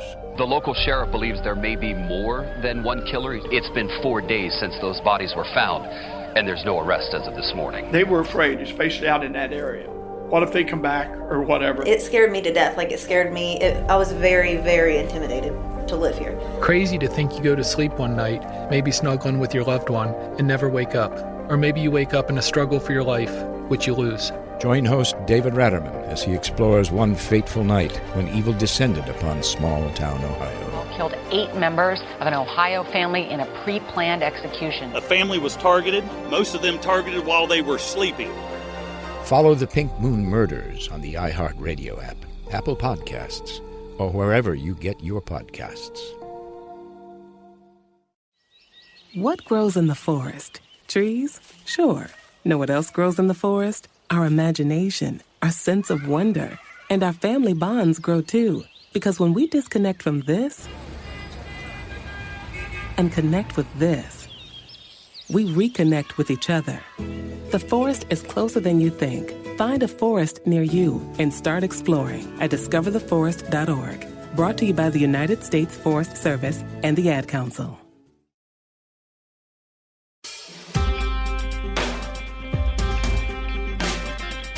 Hey everyone, I'm Robert Evans, and welcome to Episode 3 of Printing the Revolution. Here's my partner, James Stout. In the spring and summer of 2020, millions of Americans had versions of the same experience. State forces killed a helpless man. Protesters took to the streets in anger, and armed agents of the state responded with mass violence. A lot of people's lives changed forever in fairly short order. What happened in Myanmar after the military coup was that story turned up to 11. Within days, the military had used live fire on demonstrators. Zor, our source for today's episode, was 22 years old at the time. He spent his days working as a delivery driver, hanging out with his girlfriend, playing video games. On the day the coup started, he was playing PUBG after a long shift. Soon, he and his girlfriend took to the streets with thousands of other Gen Z Burmese kids. The state responded with massacres, often firing automatic weapons into the crowds. Zor hadn't been particularly politically active before this moment. In fact, he felt pretty poorly towards revolutionaries opposing the government in the jungle, seeing them as rebellious troublemakers. In the past, we thought that the military is a group that loves all the people, all the different groups in the country, and that there's just a few people who really hate the military. But especially after the 2021 coup, we face it with our own foreheads, with the guns. We can face the evil of the military and all the human rights and things that people who hated the military before were talking about. We understand it now because we had to face it ourselves. And then they're going to call us terrorists and however much they call us. We know that we're fighting for human rights. And we know that each person deserves these basic things, So even when we capture a soldier, we don't kill them immediately if they're unarmed, When they capture a PDF, they torture and kill them very, very horrifically or horrendously. And they kill and and hurt all the citizens and ordinary bystanders. So for us, what they're calling as rebels before, we're not rebels. They're the ones that are rebels. So we have to call them rebels. They're the terrorists. But as violence against protesters escalated, Zor began to see through the lies he'd been told by the military all his life. What we were calling as rebels are what we kind of become, but we know why we are now rebels. That's because of their terrorism, their oppressive regimes, and their violation of human rights. That's why we have to revolt against them. For a time, protesters responded creatively, with giant potato guns meant to fire less lethal projectiles long distances. These homemade guns would be fired in volleys, while other protesters protected them with shields. Some of these tactics were effective at points, but it quickly became clear that the government was willing to massacre everyone standing up to them. Zor, his girlfriend, and their friends quickly decided that non-violent resistance wasn't going to work, but they didn't give up. As we get into June, there's two paths, right? We can be normal, we can go on the streets, we can ask for the people's power back. And since that's not working, we know that what we have to do is we need to hold these guns, get these guns. And on the military side, all they know is that they will solve this by holding guns. So the only path that's left for us is to take those guns for ourselves. So around the end of May, we started entering training school. So the down tool is the word he used, and it's something like this corner part. So one corner part 1 to 2. So he's talking. What that means is that in the huntings that we were doing, hunting rifles that we were using for that. So we kind of started and we fought first in Demosa. If we can ask the military nicely, then there's no reason for us to be using guns. But since they don't listen to our demands or our requests at all, then since all we can do, all they are saying, all they're doing is using the guns and being terrorists, trying to shoot us. So the only thing that we can do to get what we need and what we want is to take the guns for ourselves. And so, like hundreds of people his age, Zor headed into the jungle in May of 2021. The decision wasn't an overnight one or an easy one. But after protesting non-violently, then meeting state violence with community defense, then seeing his peers gunned down in the street, he didn't have many other choices. He'd picked up a megaphone, then a shield, and now he was heading in the jungle to pick up a rifle. The only problem was that there weren't any rifles. He left with his girlfriend and, quote, with the blessing of his parents. Keep that in mind for later. When he first went to the jungle, Zor went to a 2-week training camp where the Karenni People's Defense Force taught him the basics of guerrilla warfare. But they didn't have enough weapons to arm him and his friends. So, these Gen Z militants began their fighting careers with .22 caliber rifles. If you aren't a gun person, the .22 was one of the smallest widely available bullets. Like any bullet, it can kill, but as a caliber, it's better suited for shooting rabbits than soldiers. These .22 rifles were handmade locally and only fired one shot at a time. But it was those rifles that Zor, his girlfriend, and their friends carried into their first gunfight with the Tatmadaw. After battling like that for about 3 weeks, the shooting stopped, he said in an interview we conducted over Signal. After the shooting stopped, we grouped together money to buy arms by asking for donations. They were massively outgunned, but determined to fight on with the weapons they could make and buy on the black market until they could find something better, even if that meant taking guns from dead soldiers. The military's guns are extremely good, of course, compared to .22s, he said. We fight with the mindset that we must win. Our minds are always prepared to take their guns when a soldier falls. It's a mindset to want the enemy's arms, to beat your own arms. You need to want to resist injustice. Because we are fighting for what is right, we do not get sad, even if we die. We are happy even when wounded. We no longer care if our arms are matched unevenly.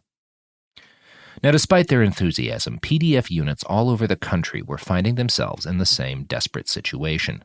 When thousands of young people in Myanmar decided to take up arms against the government, there just weren't enough guns to go around. AK pattern rifles sell for $3,000 on the black market, and ARs sell for up to $7,000. The GDP per capita in 2020 was just $1,218.35 per person. And unlike militias in Syria and Iraq, the pro-democracy EAOs in Myanmar don't have the benefit, questionable benefit, of the U.S. flooding the region with its fire hose of guns and money. Undeterred, Zaw and his squad took to YouTube, where they found videos explaining how to make .223 caliber bolt-action rifles. Again, if you're not a gun person, .223 may not sound very different than .22. But whereas .22 is commonly used to shoot squirrels, .223 is the standard rifle round, more or less, for the U.S. military. These new bolt-action .223s Zaw and his friends were making could not match the rate of fire of a modern rifle, but they could at least match those rifles in stopping power. Once these Gen Z insurgents had the technique down, they created a detailed album on Facebook showing how everything from the stock to the barrel could be made with pipes, lumber, and hours of detailed hard work. Unlike their guerrilla warfare instructors, these kids had grown up on the internet rather than the jungle, so they knew that if it exists, there's a subreddit for it. It was the internet that came to their rescue. 3D printed guns have been around for a decade, but the early models didn't work well and suffered from a pretty bad reputation, due in part to Cody Wilson, the pedophile libertarian activist we discussed last episode. Jake Hanrahan of Popular Front has covered the printed gun movement extensively. Cody Wilson made it his whole thing, like, I'm the guy with the 3D printed guns, and he was on this moral crusade. The 3D printed gun lads, particularly the Terrence Dispense, were like, yeah, we don't give a shit about that. We're just putting our stuff out into the world. Obviously, they got their ideas, but they weren't really wedded to this idea of it being one person. Deterrence Dispensed was a group of anonymous activists who were more concerned with making printed guns that worked than making a name for themselves. Hanrahan was connected to one activist who used the pseudonym Jay Stark through the group, and after 3 years of conversing online, Hanrahan met Stark in Germany to produce a documentary. Jay Stark died of a heart attack following a police raid last year, so we spoke to Hanrahan about Stark's worldview. His whole worldview comes from this idea that, you know, it's everybody should have the right to be able to fight tyranny. And if you can't fight tyranny, like, you're fucked. And the way to fight tyranny in the modern era is firearms. We know that, you know, there's no, you can't argue. It's no peaceful march gets rid of a fascist dictatorship or whatever. Yeah. But he was, you know, there's some people would say he was far right. Some people say he was an anarchist. Some people say he was a US patriot type. I mean, first, he wasn't even from America, and he had he liked the laws in America, but he wasn't like some American kind of fanboy or anything on that sense. Like the gun laws. He liked the gun laws. He liked the freedom of speech laws, which I do as well. You know, like, personally, I in this country, you know, if you tweet the wrong thing, even in jest, like, police will literally come to your house in Britain. Like, it's happened. It's fucking mental. So yeah, he liked that kind of thing. And I think for him, he was very tunnel vision. You know, he was very tunnel vision. It was just freedom, freedom, freedom.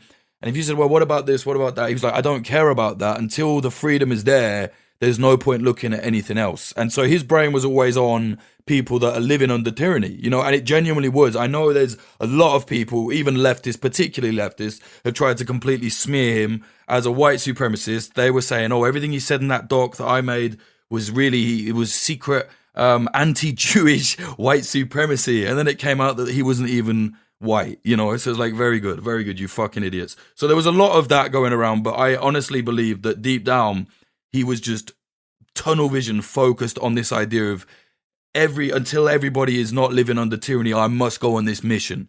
And okay, if someone shoots up a school with what I've invented, so be it. You know, which I'm not saying that's good, but that was just his idea. You know, he was like, so be it, fuck it. If I can, you know, he was very genuine when he was on about the Uyghurs, or he was on about the mistreatment of Kurds from Turkey. And, you know, he was like, look, if we can build something that can help them, well, sorry that the West might get fucked up because of it, but I'm focused on this. Now, obviously, in practice, that would be chaos, probably. But, you know, he just saw it the way he saw it, and that was that. The cavalier attitude Stark seems to have had to how his invention might be used is, of course, worthy of criticism. But the revolutionaries on the ground in Myanmar were not concerned with ideological debates over the ethics of homemade firearms. They needed guns, and they needed them now. Jay Stark's FGC-9, which stands for Fuck Gun Control 9mm, was simple to make, easy to use, and relied entirely on parts you could print or buy in any hardware store. In September of 2021, a post popped up on the FOSCAD subreddit, which is dedicated to the manufacturing of 3D printed guns. Stark is a hero there. The post said, "Wanted to say thanks to this community, the creators of FGC-9 and the various mods when we could. You guys are literally empowering the armed revolution against dictators in one of the most underdeveloped countries. We are now equipped with FGC-9 and starting the armed revolution to the coup leader dictator." As one poster comments, the account, quote, went from posting about mobile games to how to 3D print SMGs to desperately asking people to pay attention to what was happening in Myanmar. Then, after the FGC-9 post, it was deleted entirely. Jay Stark never lived to see this. He would have loved it. Everything that he was doing, that was the main focus, in my opinion. That, it couldn't be a more perfect, practical, actual realization of his project. You couldn't pick a more perfect version of it to happen like that, and there's a lot of talk of, there's a load of drug dealers in Amsterdam have FGC-9s. There was a Nazi recently arrested with one. These people are awful, of course, but the most prevalent use of the FGC-9, at least from what I've observed, has been from the rebels in Myanmar making them. I think that I've seen 30 of them so far. That's a lot of them. And there was one was found stashed in a bush. My theory is they're left around for ambush attacks in areas that are not as fully controlled by the rebels. FOSCAD, a community of mostly US-based gun printers, lost its collective mind. And it didn't take long for people to make the connection between the post and the desperate plight of Myanmar's Spring Revolution. Soon after the post, the Tatmadaw started posting pictures of FGC-9s, often without sights, captured from fighters in Yangon. On the 21st of September, the Tatmadaw's Ministry of Information released a statement. Ai Myat Thwe and Ye Myint Aung were found with an FGC-9 Mark II pistol, 5 rounds of 9mm ammunition. They were arrested along with their drone. The military alleged they were an urban unit from the same Generation Z Freedom Army that Zor was a part of. That same month, the military posted pictures of 3 more captured FGC-9s, suggesting that at least 5 had been captured by late September. Then, 2 months later, a new post popped up in the FOSCAD subreddit. "Hey, I'm back. I'm the guy who posted a thank you note back in September here. Now that the FGC-9s are already known by the dictator, I can proudly announce that we're from Myanmar. Yes, we are mass-producing FGC-9s to fight back against the dictator. More info about our production will be published later." This time, the user, u/daddyumcd, hung around to answer questions. Those bastards didn't know we had the tech back then. Now that everything is in public, we can proudly say we're from Myanmar. We are mostly responsible for production and R&D, even though we also involved in other ground missions. We distribute the FGC-9 to a lot of different urban guerrillas in urban and rural areas. Some of the units got arrested a few weeks ago, which you might have already seen on the subreddit. Apart from the FGC-9, there are other equipments and weapons that are being produced with 3D printers, he wrote. He said his team were residing in ethnic armed organization areas, mainly the Karen National Union and the Kachin Independence Army controlled zones. He posted that they'd tried other 3D printed designs, such as the Plastikov, which is a printed AK-47 receiver. Hi, this is Jo Winterstein, host of the Spirit Daughter podcast, where we talk about astrology, natal charts, and how to step into your most vibrant life. And I just sat down with a Minnie Driver. The Irish traveller said when I was 16, you're going to have a terrible time with men. Actor, storyteller, and unapologetic Aquarian visionary. Aquarius is all about freedom loving and different perspectives. And I find a lot of people with strong placements in Aquarius are misunderstood. A Sun and Venus in Aquarius in her 7th house spark her unconventional approach to partnership. He really has taught me to embrace people sleeping in different rooms, on different houses, in different places, but just an embracing of the isness of it all. If you're navigating your own transformation or just want a chart-side view into how a leading artist integrates astrology, creativity, and real life, this episode is a must listen. Listen to the Spirit Daughter podcast starting on February 24th on the iHeartRadio app, Apple Podcasts, or wherever you listen to your podcasts. What if mind control is real? If you could control the behavior of anybody around you, what kind of life would you have? Can you hypnotically persuade someone to buy a car? When you look at your car, you're going to become overwhelmed with such good feelings. Can you hypnotize someone into sleeping with you? I gave her some suggestions to be sexually aroused. Can you get someone to join your cult? NLP was used on me to access my subconscious. NLP, aka Neuro-Linguistic Programming, is a blend of hypnosis, linguistics, and psychology. Fans say it's like finally getting a user manual for your brain. It's about engineering consciousness. Mind Games is the story of NLP. Its crazy cast of disciples and the fake doctor who invented it at a New Age commune and sold it to guys in suits. He stood trial for murder and got acquitted. The biggest mind game of all? NLP might actually work. This is wild. Listen to Mind Games on the iHeartRadio app, Apple Podcasts, or wherever you get your podcasts. What do you do when the headlines don't explain what's happening inside of you? I'm Ben Higgins, and If You Can Hear Me is where culture meets the soul, a place for real conversation. Each episode, I sit down with people from all walks of life, celebrities, thinkers, and everyday folks, and we go deeper than the polished story. We talk about what drives us, what shapes us, and what gives us hope. We get honest about the big stuff: identity when you don't recognize yourself anymore, loss that changes you, purpose when success isn't enough, peace when your mind won't slow down, faith when it's complicated. Some guests have answers. Most are still figuring it out. If you've ever felt like there has to be more to the story, this show is for you. Listen to If You Can Hear Me on the iHeartRadio app, Apple Podcasts, or wherever you get your podcasts. In 2023, a story gripped the UK, evoking horror and disbelief. The nurse who should have been in charge of caring for tiny babies is now the most prolific child killer in modern British history. Everyone thought they knew how it ended. A verdict, a villain, a nurse named Lucy Letby. Lucy Letby has been found guilty. But what if we didn't get the whole story? The moment you look at the whole picture, the case collapses. I'm Amanda Knox, and in the new podcast, Doubt, the Case of Lucy Letby, we follow the evidence and hear from the people that lived it to ask what really happened when the world decided who Lucy Letby was. No voicing of any skepticism or doubt. It'll cause so much harm at every single level of the British establishment of this is wrong. Listen to Doubt, the Case of Lucy Letby on the iHeartRadio app, Apple Podcasts, or wherever you get your podcasts. But getting the other parts made it impractical. By contrast, the FGC-9 could be made entirely using a 3D printer and some hardware store parts. According to another source, Myanmar's small motorcycle repair shops made quick work of the metal barrels and bolts. Electrochemical machining was used to make more barrels.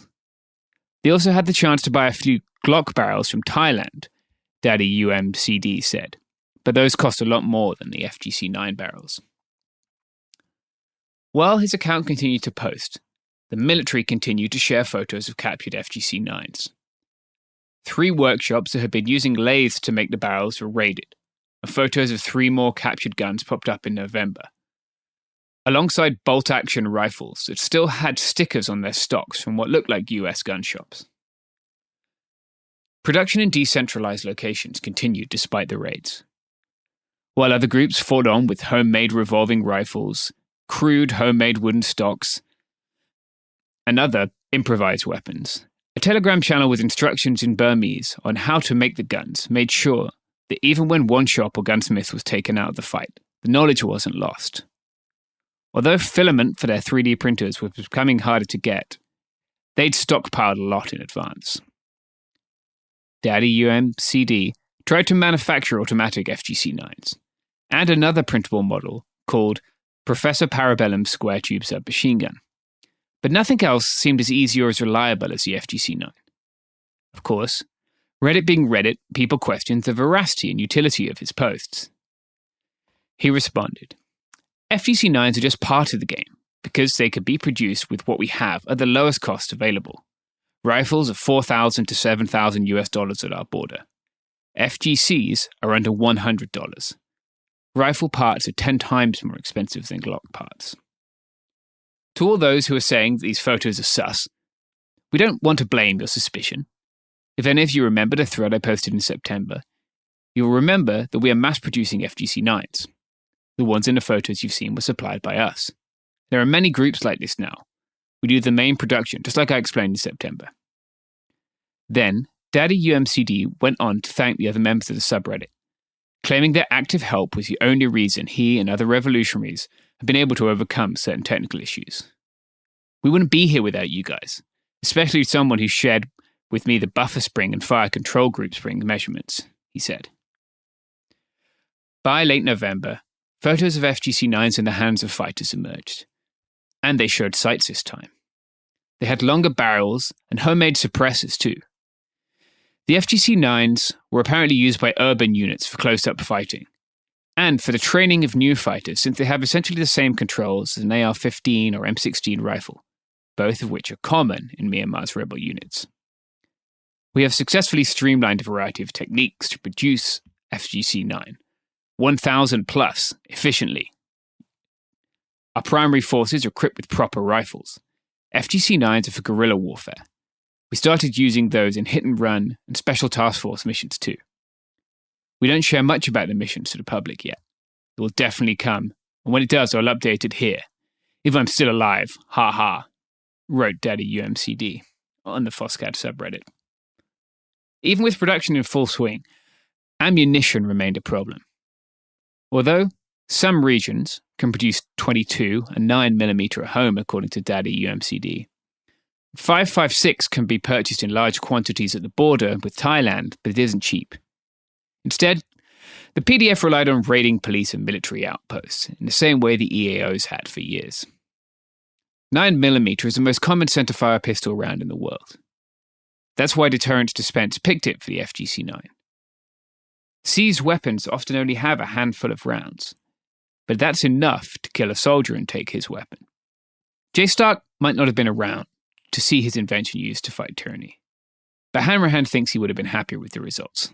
He would have been made up. I think that's everything he wanted to achieve. You know what I'm saying? That really is everything he wanted to do. Even the National Unity government, Myanmar's government in exile, has come around to at least some of Jay Stark's ways of thinking. According to Daddy UMCD, our Ministry of Defense minister already promised about the right to bear arms at the first day of the revolution. Promises made by revolutionary governments are not exactly solid commitments, but it's not hard to see why a generation of kids like Zaw, forged by an asymmetrical conflict with a government that possessed a near absolute advantage in armaments, might be committed to staying armed, even if they win. At the moment, the future of their struggle is very much in doubt. Scrolling through Facebook photos of Zaw and his comrades is a surreal experience. They look not just young, soldiers mostly look young, but they look like students, kids from some weirdly militarized university. Photos on Facebook show them sprawled out together in the grass, in camo fatigues, bearing rifles, but each glued to their phones as they cuddle in together. Zaw and his girlfriend, who he described to us as the girl I love, fought alongside each other until January 7th of this year. The battle that we started, she was coming within, and, as happens, a weapon landed near her and it hit her leg, so her bone broke. So she had to go to the hospital. 3D printed and homemade guns have helped, but Zaw and his friends are still fighting against a modern military with planes, night vision goggles, and tanks. Despite this, more than a year after the coup, they're still fighting, and more soldiers defect to join them weekly. It's hard to see what victory looks like. The cities will be another battle altogether. But in the jungle camp where Zaw video calls us from, it's impossible to see what giving up might look like either. He's still fighting, his girlfriend is healing, and they're both committed to staying out in the jungle until they earn their freedom back or die trying.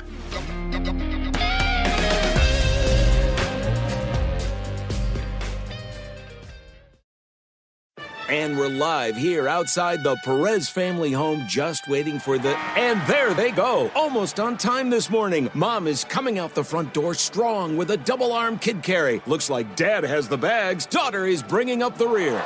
Oh, but the diaper bag wasn't closed. Diapers and toys are everywhere.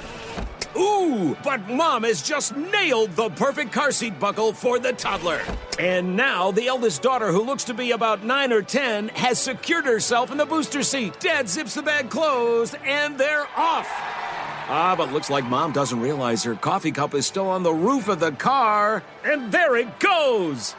Oh, that's a shame. That mug was a fam favorite. Don't sweat the small stuff. Just nail the big stuff. Like making sure your kids are buckled correctly in the right seat for their age and size. Learn more at nhtsa.gov/the right seat. Visit nhtsa.gov/the right seat. Brought to you by NHTSA and the Ad Council. What grows in the forest? Trees? Sure. Know what else grows in the forest? Our imagination, our sense of wonder, and our family bonds grow too. Because when we disconnect from this and connect with this, we reconnect with each other. The forest is closer than you think. Find a forest near you and start exploring at discovertheforest.org. Brought to you by the United States Forest Service and the Ad Council. Look through your children's eyes to see the true magic of a forest. It's a storybook world for them. You look and see a tree. They see the wrinkled face of a wizard with arms outstretched to the sky. They see treasure in pebbles. They see a windy path that could lead to adventure. And they see you, their fearless guide through this fascinating world. Find a forest near you and start exploring at discovertheforest.org. Brought to you by the United States Forest Service and the Ad Council.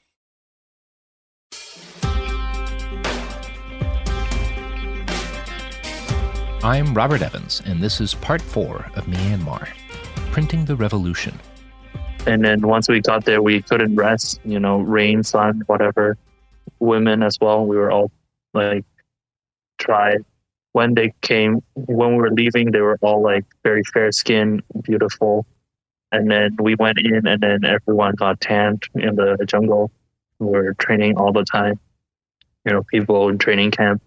We were driven really hard. And the reason that we were all doing this is because of Min Aung Hlaing's coup as students, and how much he has terrorized the public and the people.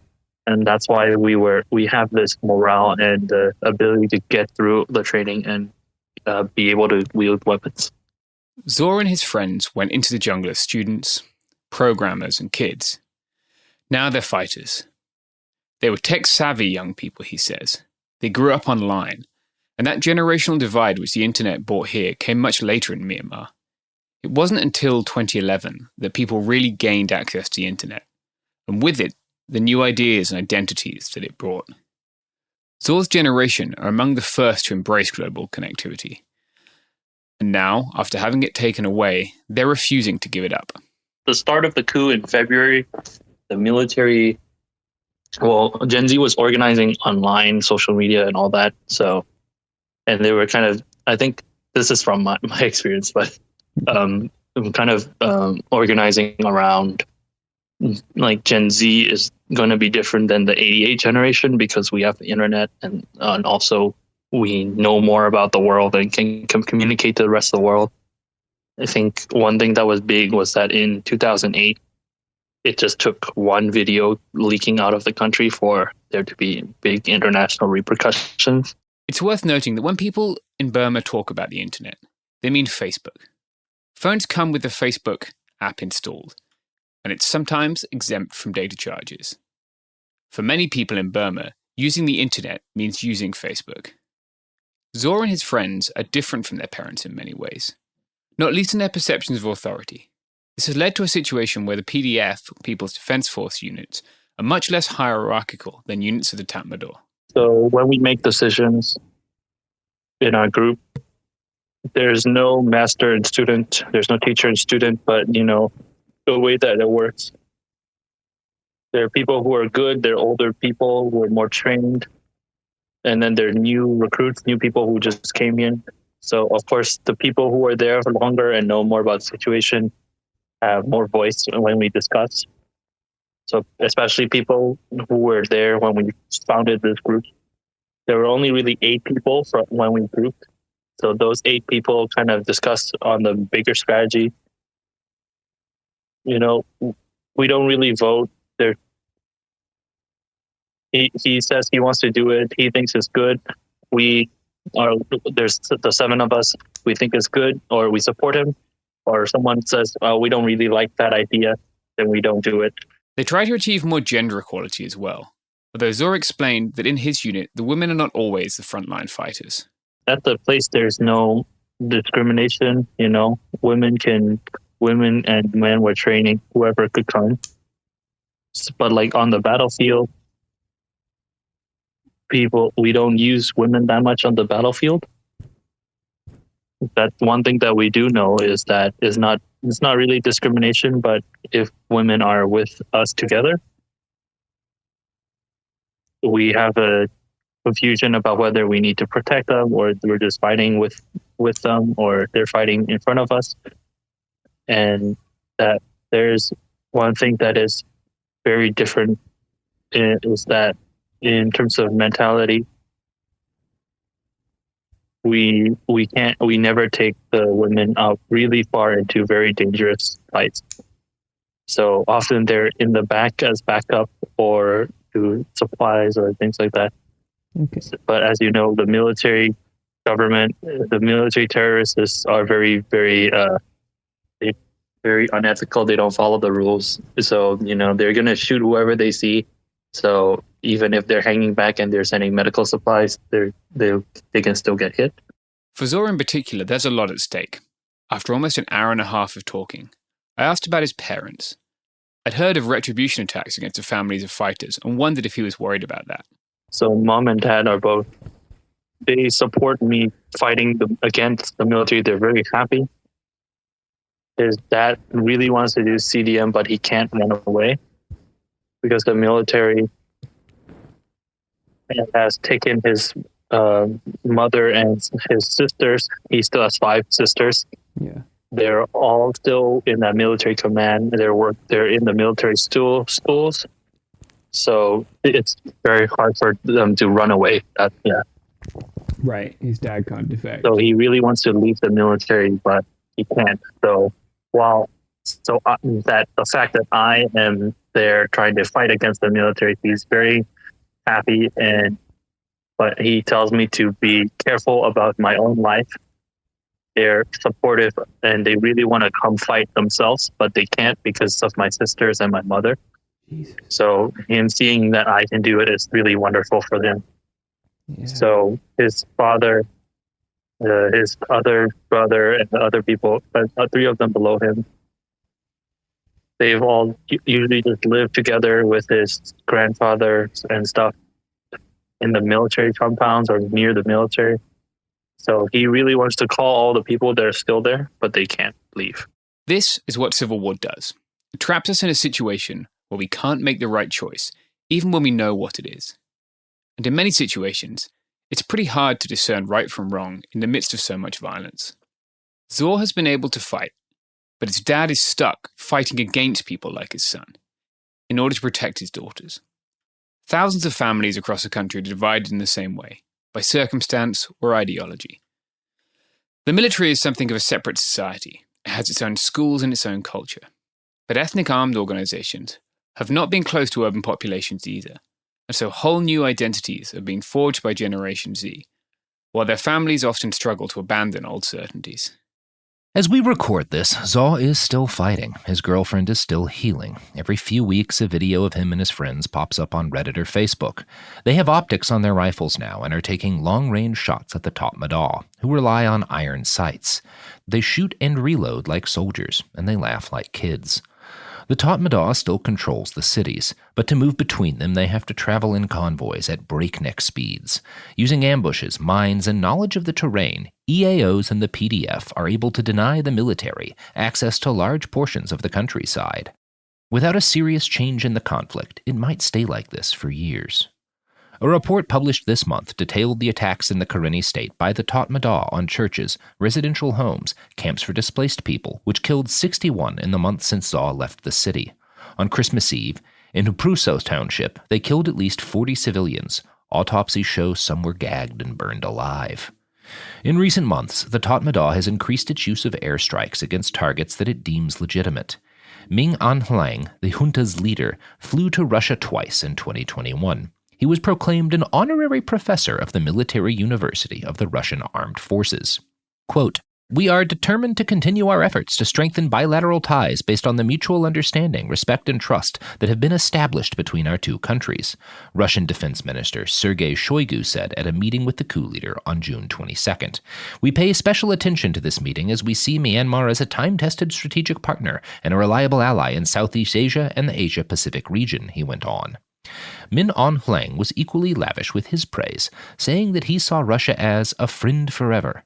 Myanmar relies heavily on Russian Hind Mi-35 helicopter gunships, transport helicopters, MiG-29 and Su-30 fighter jets, and Yak-130 ground attack aircraft to carry out bombing raids and strafe civilians.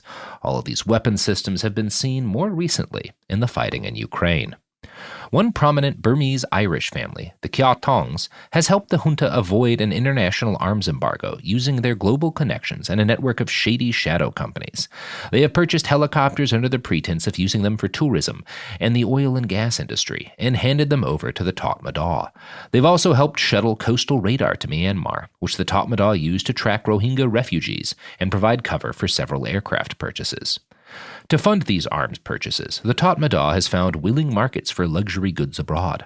According to Justice for Myanmar, since the coup in February 2021, the United States has imported 1,565 metric tons of teak from Myanmar, using intermediaries to avoid sanctions. In the 2017-2018 financial year, the last year for which data is available, the government received $100 million in revenue from taxes and royalties applied to the timber trade. In 2021, there were more shipments than 2018, offering the Tatmadaw the chance to make enough money to continue purchasing weapons to use against their population. The conflict in Myanmar remains complicated. It's easy to reduce the alphabet soup of rebel groups to EAOs and the PDF, but these groups and their motivations are diverse. Pierre explained to us that even within the Karen, there are deep divisions. Well, first you have to know that historically, the Karen rebellion that started in 1948, 1949, so quite a long time ago, was led by the Christian minority, okay, of the Karen people, because obviously that was the most Western educated people at the time.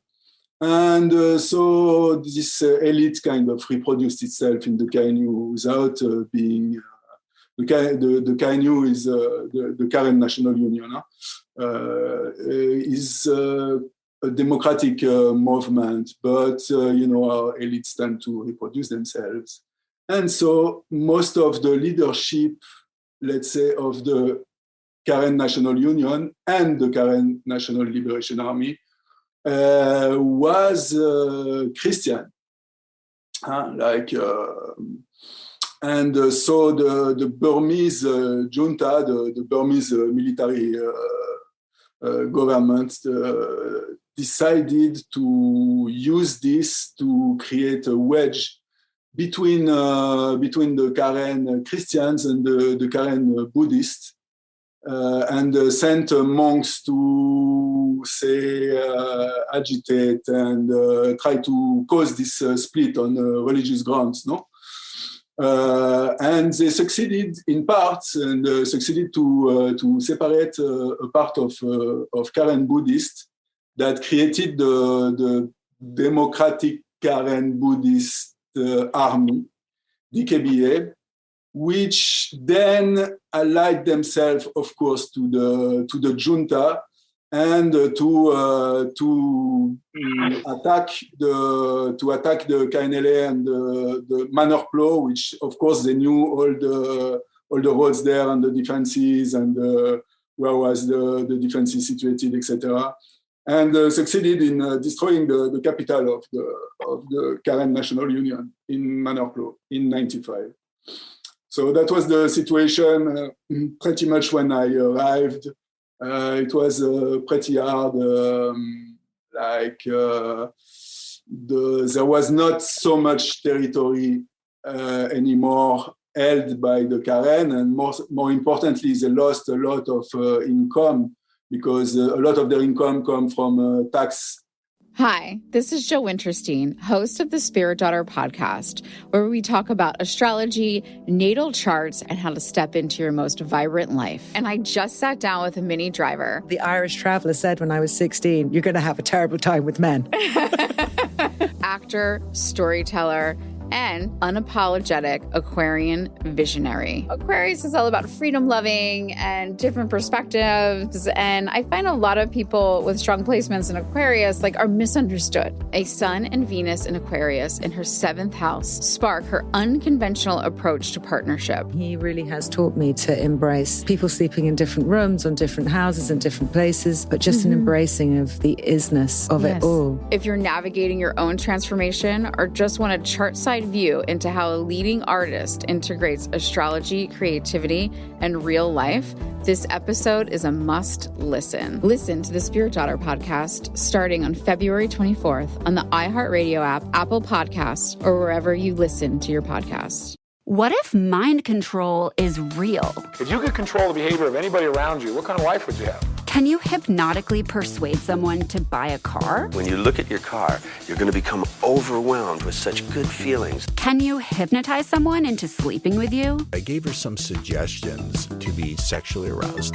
Can you get someone to join your cult? NLP was used on me to access my subconscious. NLP, aka Neuro-Linguistic Programming, is a blend of hypnosis, linguistics, and psychology. Fans say it's like finally getting a user manual for your brain. It's about engineering consciousness. Mind Games is the story of NLP. Its crazy cast of disciples and the fake doctor who invented it at a New Age commune and sold it to guys in suits. He stood trial for murder and got acquitted. The biggest mind game of all? NLP might actually work. This is wild. Listen to Mind Games on the iHeartRadio app, Apple Podcasts, or wherever you get your podcasts. What do you do when the headlines don't explain what's happening inside of you? I'm Ben Higgins, and if you can hear me, is where culture meets the soul, a place for real conversation. Each episode, I sit down with people from all walks of life, celebrities, thinkers, and everyday folks, and we go deeper than the polished story. We talk about what drives us, what shapes us, and what gives us hope. We get honest about the big stuff: identity when you don't recognize yourself anymore, loss that changes you, purpose when success isn't enough, peace when your mind won't slow down, faith when it's complicated. Some guests have answers. Most are still figuring it out. If you've ever felt like there has to be more to the story, this show is for you. Listen to If You Can Hear Me on the iHeartRadio app, Apple Podcasts, or wherever you get your podcasts. China's Ministry of State Security is one of the most mysterious and powerful spy agencies in the world. But in 2017, the FBI got inside. This is Special Agent Regal, Special Agent Bradley Hall.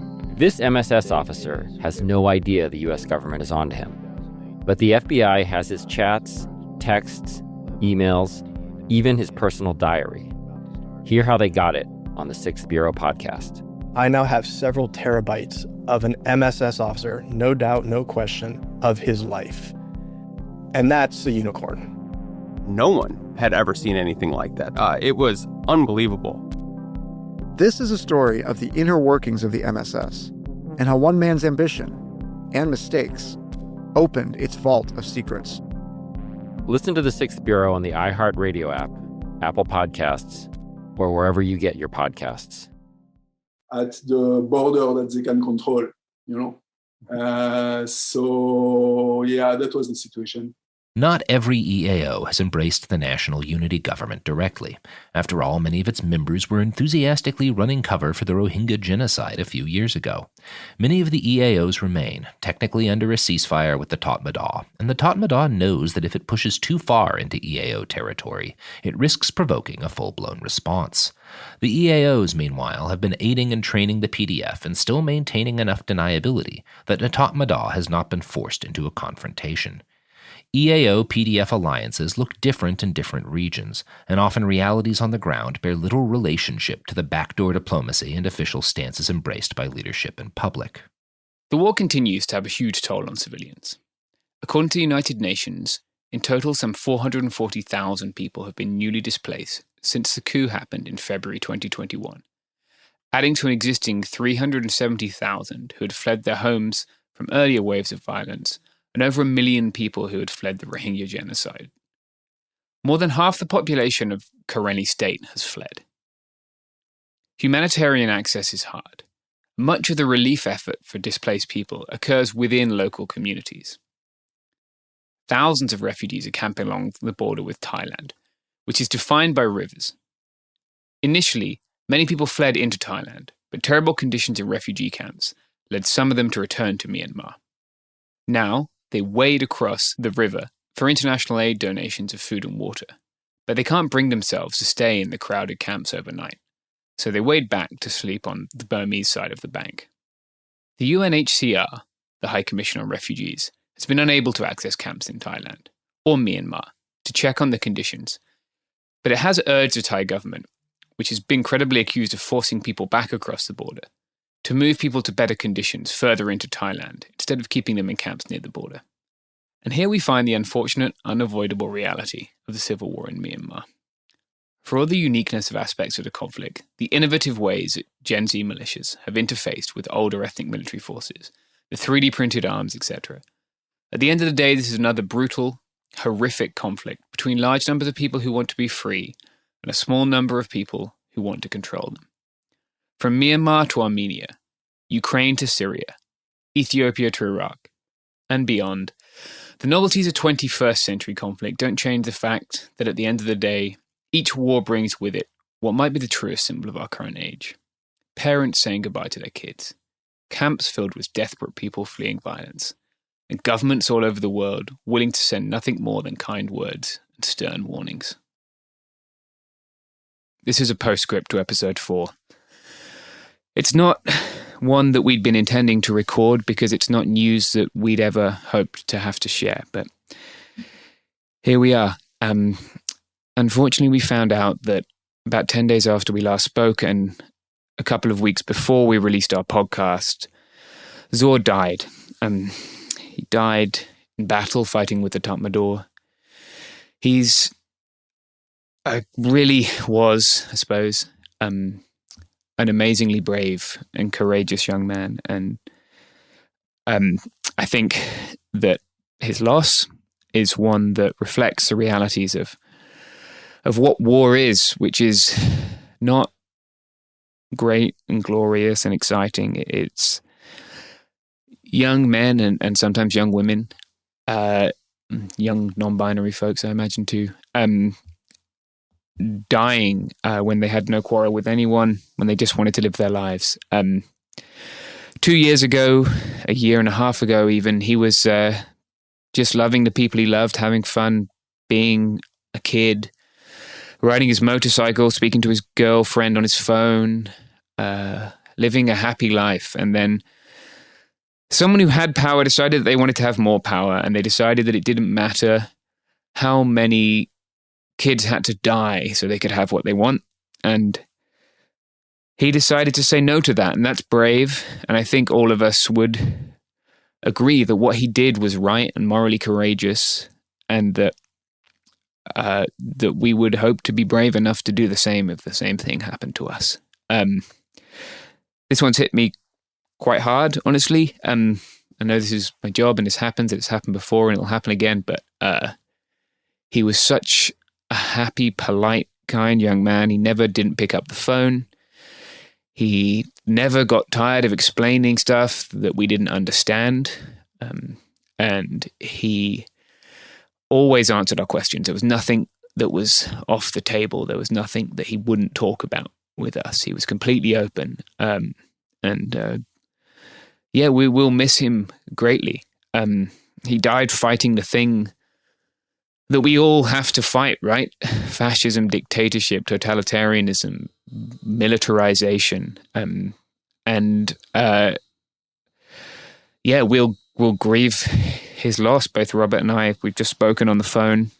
We found out because a contact of mine on the ground sent me a Reddit message with a link to a Facebook post. It's very clearly Zorin, no doubt about that. It names him.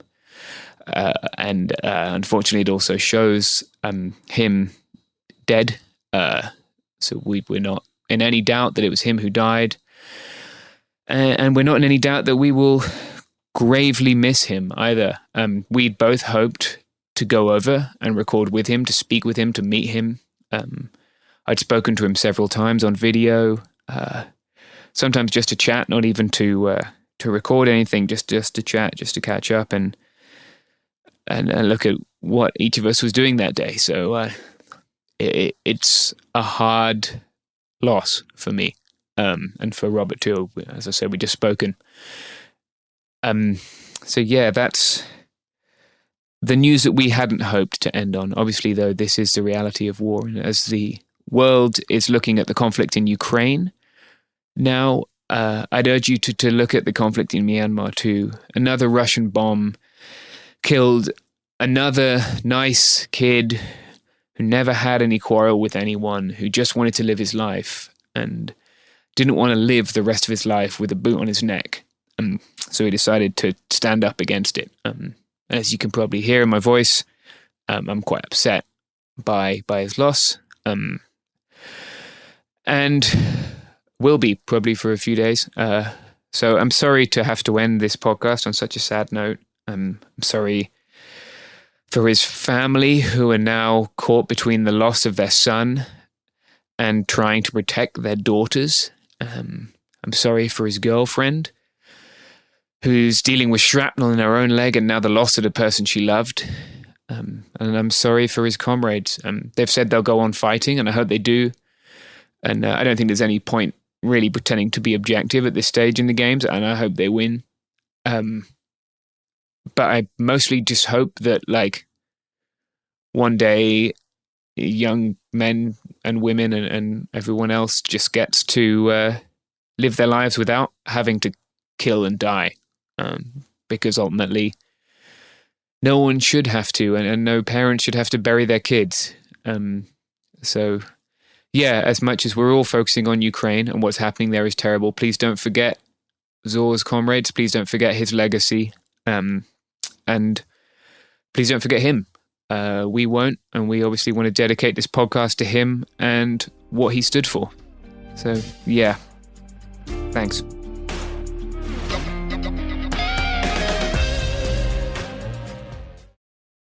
He's sending a message. Anyone, anywhere in the world, I can get you, and it will hurt. It was a plot straight out of James Bond. An assassination carried out with the world's most toxic chemical weapon. The victim was Kim Jong-nam.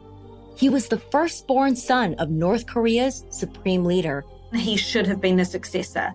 Instead, he'd be murdered in one of the most brazen and bizarre political plots of all time.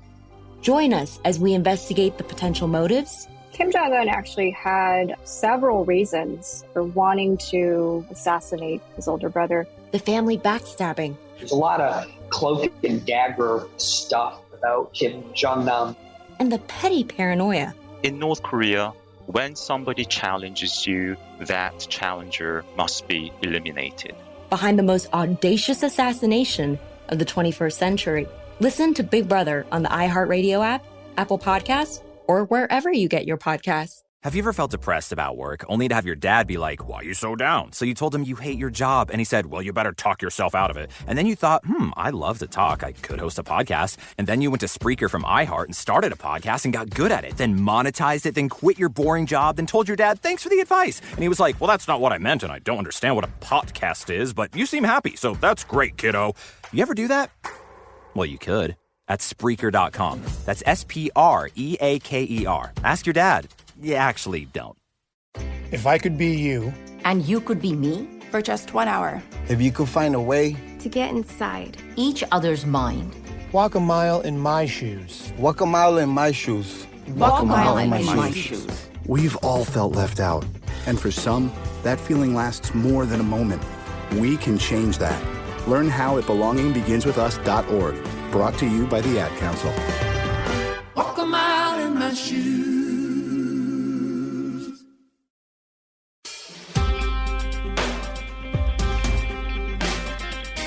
Oh, welcome to It Could Happen Here. I'm Robert Evans, recording from a deeply unsettling Airbnb right near the border of Texas and Mexico. I'm here with my good friend James Stout. Say hello to the people, James. Hi, everyone. And we're going to talk about, well, let me introduce briefly. You'll see the episodes soon enough. We're down here reporting on a mixture of right-wing militancy, government militarization of the border, and the attempts by people trapped in the middle to survive and avoid those authoritarian structures. So today, James and I are going to talk about Molotov cocktails. But first, James, you want to talk about this Airbnb we're in for a second? Yes, because you booked this motherfucker. Deeply, yeah. So what happens when you have like less than 24 hours before you arrive and need a place for more than 2 people is you really get into the depth of Airbnb. And I found this place which, how to describe it? Yeah. Unsettling, yeah. It just feels wrong. I can't put my finger quite on, but there is a basement, which definitely has like murder vibes. And there's not basements in Texas normally. And it's crumbling and unsettling. There's a sump pump that doesn't appear connected to anything. There's puddles of standing water. I think there's like 9 bedrooms in this house. Yeah, but only one like is upstairs. And it seems to have like to be designed to command an arc of fire around the house. Then there are other bedrooms which are like kind of in this stable block. What else is weird? Like 3 of the bedrooms are separate from the main house and built in a way that it looks like a roadside motel. And then there's a main house that has like 4 living rooms. We're sitting at a large kitchen table right now, which spins around a central axis for some inexplicable reason.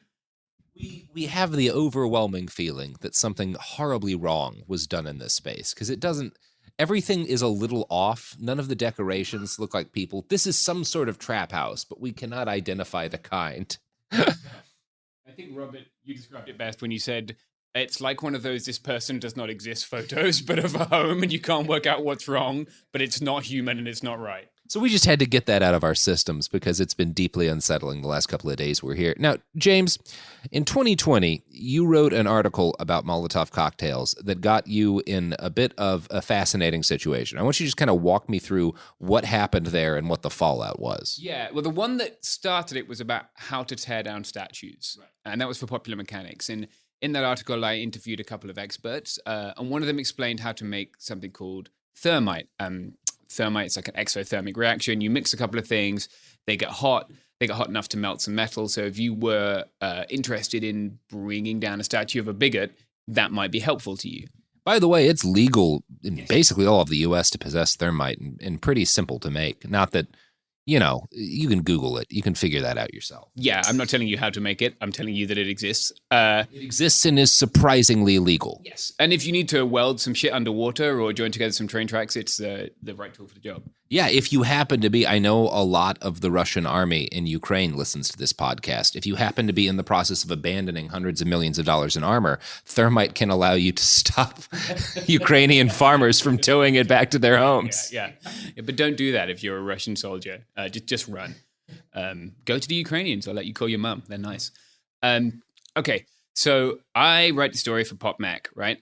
It's just a useful guide to people who are looking to safely dispose of a racist statue, right? And when I write it, I think their readership might lean pretty conservative, or they felt like that was a safe space. Anyway, it immediately became like the epicenter of the culture war for like a week, including triggering one Benjamin Shapiro, who then subtweeted me like a coward and asked when I would be writing my story about Molotov cocktails, which I subsequently wrote. So that gets us to the Molotov cocktail story. It was in Russia Today as well, now banned media outlet. Your article, you didn't write it for Russia Today. No. I wrote it for a British magazine called Huck. I described like Huck as like Vice but less tragic. Like after Vice went bad, Huck's cool. And so, yeah, Ben was upset. Ben orchestrated this kind of right-wing panic around the story. They canceled PopMech for a while. And I wrote a piece about the history and, I guess, chemistry of Molotov and their role in democratization movements. That was really fascinating to me. So, yeah, that's how we got to the Molotov story. And you want to give me kind of some Cliff's Notes on the history of the Molotov and its role in, because what I know about Molotov cocktails, I assume it's named after Molotov of the Molotov-Ribbentrop Pact, right? Vyacheslav Molotov. Yeah. And I know I have been near a couple of them going off. I nearly got lit on fire by one, and I watched a colleague get lit on fire by another. So I am aware of what they do. But yeah, why don't you walk us through kind of the Cliff's Notes of the history of Molotovs? Yeah, absolutely. So a lot of times you'll go on the internet and you'll read something about history and it will turn out not to be right. And that's often the case with Molotov cocktails. So yes, they're named after Vyacheslav Molotov. We can get to why they're named that way in a second. But their origin is actually with Franco's national fascist, whatever you want to call them, national Catholic troops in the Spanish Civil War. So early on in the Spanish Civil War, 1937-ish, the Republic had some Soviet tanks, and they were using these against at Fuentes de Ebro. They were using these against the nationalists, and nationalists were throwing what they then called petrol bombs at the tanks to great effect. Those old tanks had rubber on the wheels that turned the tracks, and those would melt. So that's when they were first used. If you're not familiar with what a Molotov cocktail is, it's an improvised incendiary device. It's a glass thing filled with a flammable thing, topped with some kind of cloth with a flame that the cloth is burning. And when you throw it, obviously the glass thing breaks, the flammable liquid comes out, and the flame catches the liquid, and you have a fireball. So the first time we kind of see them is used in the Spanish Civil War. We see references to them in like British media in the 1930s when British reporters were going out to watch the Spanish Civil War, and they were like, wow, what a development, what a technology. So they're used there, but where they get their name is in Finland, right? When the Soviets invade Finland. Why they got their name is that Molotov claimed that his planes were not dropping bombs. You'll see like a history of gaslighting in Russian foreign policy, Soviet foreign policy here. He claimed they weren't dropping bombs. He claimed that they were bringing aid to the people of Finland, right? And Finland was like, this is ridiculous. So they started calling the bombs Molotov's breadbaskets. And pretty soon, everything that was shit was associated with Molotov. So like bombers were Molotov's chickens. Blackout curtains were Molotov's curtains. And so they switched many of their state alcohol factories to making Molotov cocktails. And so they started calling these what were called petrol bombs Molotov cocktails. And that's how the name stuck. It is neat that Russia has such a long history of causing other nations to retool their domestic liquor production towards making bombs to throw at Russian soldiers. And like how, what are we now, 80 odd years on from 1936, 37? Like it's not always Russian tanks, but it's nearly always Russian tanks, right? Like Spain. And the Russian tanks are obviously, like in the Republic in Spain, is much preferable to Franco. Finland, Hungary in 1956, right? And today in Ukraine, you see people throwing bottles of petrol with flames on top at Russian tanks. But yeah, they have a long history. Yeah, I mean, and it's among other things, like especially if you don't have easy access to firearms and no access to explosives and stuff, like it's not a force equalizer, but it does allow you to do certain things militarily that would be harder to do if you were like trying to manufacture something a little bit more. Like it's easier than making a grenade, right? Yeah. And it does much more damage than a rock, but it's not much harder to come by for most people, right? One really interesting thing I read about them was by this academic who I really like his work. He's called Ali Khadiva, and he's Iranian. And he's looked at like democratization movements all over the world, right? So how do authoritarian regimes collapse? And his research suggested that like peaceful, extreme, quote unquote peaceful protests tend not to work. And insurgencies hadn't had that high of a success rate. But his paper is called Stick Stones and Molotov Cocktails. And like his research suggests that like if you're prepared to do violence against property by hitting it with a stick, throwing a stone, throwing a Molotov cocktail, then you are more likely to have success in toppling a regime. So like because they're accessible to people who don't necessarily have guns or aren't doing insurgencies, they've had this really interesting role in arming non-state actors or arming liberation movements throughout history. I mean, that's really interesting because it would seem to suggest, like a reading of that paper would seem to suggest that, it's not so much like being willing to carry out like a militant movement, but being willing to destroy things is one of the primary signs that like you have a chance of actually overthrowing an authoritarian regime is like your ability to prepare to do damage, like of a financial nature. Like, is that kind of the argument he's making? Yeah, I think the argument he's making is that like, and it's an argument that can't be made enough, right? Damage to property is not the same as damage to people, and violence against property in the name of liberation or justice is okay and tends to work. But you have to have some skin in the game. You have to be prepared to fuck some shit up if you want to bring down a regime which is prepared to use violence against you. So that's kind of talking about the use of these tools within liberatory struggles, but they're not, I guess they're liberatory struggles in the eye of the beholder. That's talking about the use of these tools in kind of like street movements that are agitating for change. But we also have this military history, which I think is much more muddled in terms of its actual efficacy as a weapon, its ability to deny area, its ability to destroy or damage like enemy like combat ability. Do you have any kind of sense of like how effective, like we're seeing all these people in Ukraine arming themselves with cocktails, evidence of the efficacy of these in combat is a lot murkier, at least within the present conflict. Do you have a sense of how historically useful they tend to be for that? Yeah, I think depending on the age of and then the type of the vehicle you're attacking, right? So like these old Russian tanks, what they would do a lot was make something which is not quite what we would see as a Molotov cocktail. So it had a whole blanket that was soaked in petrol, and that would get caught up in the track, and then it would destroy. There was a bit of rubber on the wheels that interfaced with the tracks, and it would melt, and that would immobilize the tank, and then folks could swarm it from all angles. That was kind of the move there. And then I think they've been more useful in Ukraine than one might have expected because of the nature of some of the Russian military vehicles. They tend to carry their fuel on the outside. They also, because of the mud, they'll carry lots of pieces of wood that they can use to put under their wheels, like you would, like sand ladders on a truck. So those tend to catch fire more easily. I know the BMPs also have fuel storage on the back door, which is pretty optimal for if you want to walk up behind someone and set something on fire. So they've worked pretty well there. In other places, they seem to be more of an annoyance. Like I know I've spoken to people who have been in the military in the UK, and like the big thing in Northern Ireland, right? Again, right? You have a sort of a liberatory movement there, and so they were very popular, but they didn't seem to do much other than cause people distress, cause people personal injury sometimes, but not particularly they weren't game changing in terms of like the monopoly on violence there. But they seem to be very, very. I think they're better when you have a ton of people throwing them. I think if you have a lot of people setting things on fire, that tends to be causes people to stop.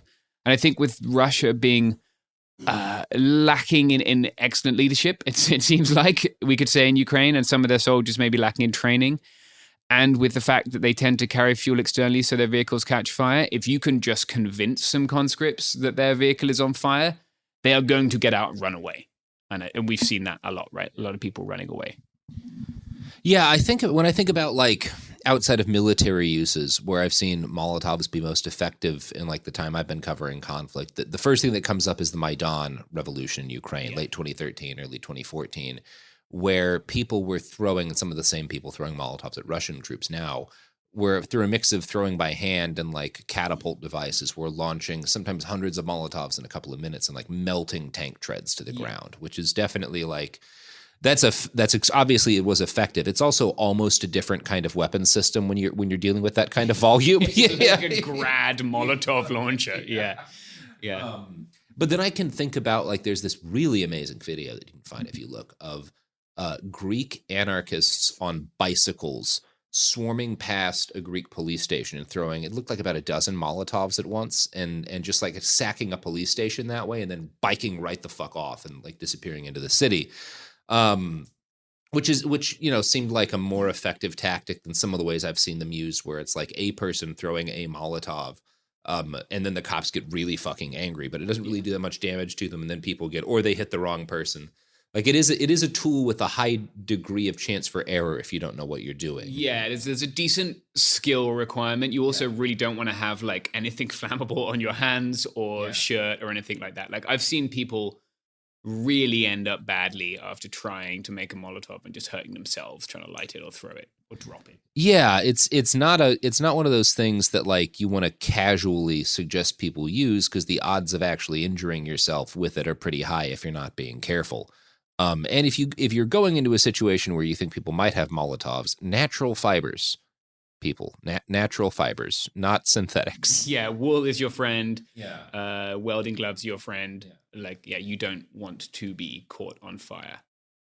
So let's talk a little bit about how, like, what are the different kinds of constructions of Molotovs you've seen people using and how they changed over time. You talked a little bit about kind of the early Spanish ones were like full blankets and stuff. Yeah, I think one of the interests, so we go from Spain to Finland, right, where we're seeing the same thing, basically petrol or maybe ethanol or something like that inside a bottle with just a wick, right? Something sort of, I know in Spanish Civil War they were using jars a lot, like jam jars. But when things started to develop, I think, is in the UK. So in Britain, and you actually have this guy called Tom Wintringham who went to Spain as a war correspondent, decided to become a soldier, and then returned to the UK and tried to share what he'd learned with British people, right? This article he wrote for Picture Post. And he was very much into Molotov cocktails as a great way of fighting an invasion. Much like actually the old guy you heard. Did you hear the guy who called into NPR recently? Yes. Yeah. He was outstanding. Just turning NPR into a how to do guerrilla warfare. So what they did, they made this thing called the number 76 grenade. And they made 6 million of them, I think. Jesus Christ. And they still find them. It's funny. They'll still find them in like when they'll be digging the foundation for a building. They'll be like, oh shit, this is not a box of beer. And what those had was a strip of rubber that they dropped in it. It was in a bottle with a cap. And it had a phosphorus igniter, actually. So you didn't have to light it. You just tossed it. Whoa. And those were extremely effective. The rubber dissolves, and then that allows the flaming liquid to adhere better to the person or thing that is hit, right? And You're almost like making a napalm bomb. Yes, exactly. Yeah. And the phosphorus will last for a long time. It's much less risky to the thrower.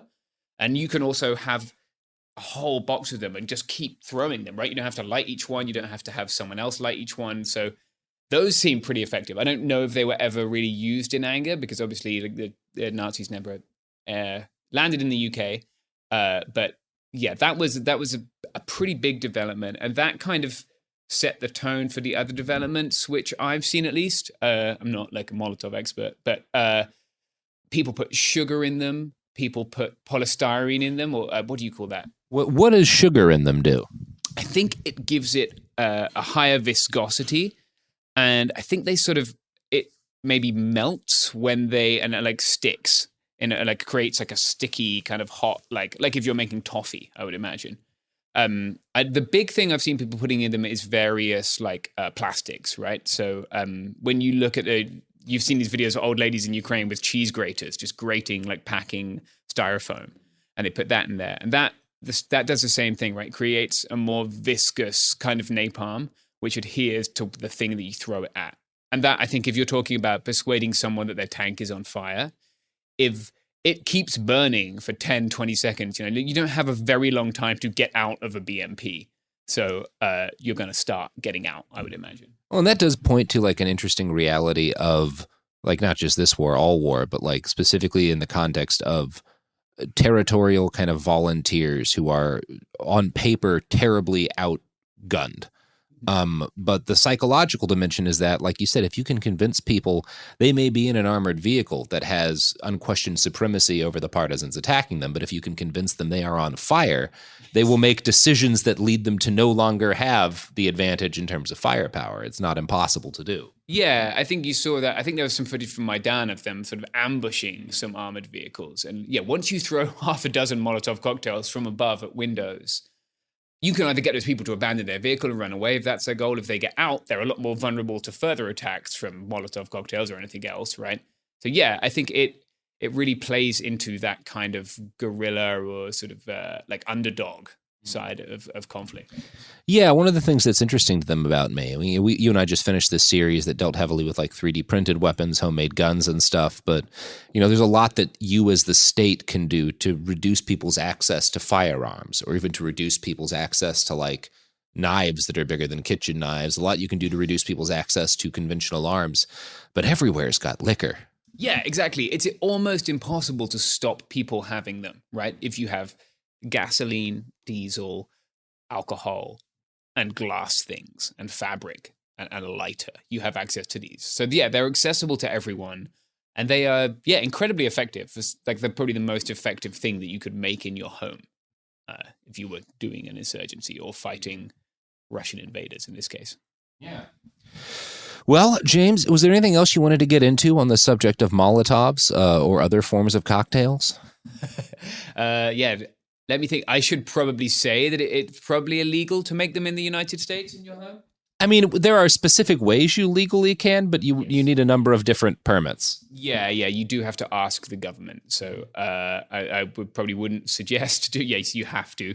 I probably wouldn't suggest doing that. But no, I think it's always interesting to look at these, like if we want to move towards a world where there is less authority and more freedom, then these things which take away the state's monopoly on the ability to do violence should always be not necessarily like things that we want, but like it's interesting. Right? Yeah, that's one of the things that's fascinating to me. Obviously, Ukraine is a pretty standard government within the global, or at least up until this point has been. Like they are a state that has done a number of ugly things in its past and will do them in the future.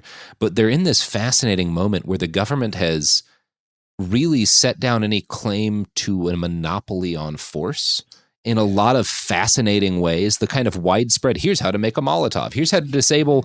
And one of the things that's fascinating, the Ukrainian government very famously sent around sheets which are like, here is where to throw Molotovs to do the most damage to different Russian vehicles, which are also Ukrainian vehicles. Yeah. And also those vehicles now belong to random farmers. I saw that there was a thing where the Ukrainian equivalent of the IRS had said, like, don't worry, you don't need to declare this tank on your income tax, right? How does one tax a person who has a tank? Yeah.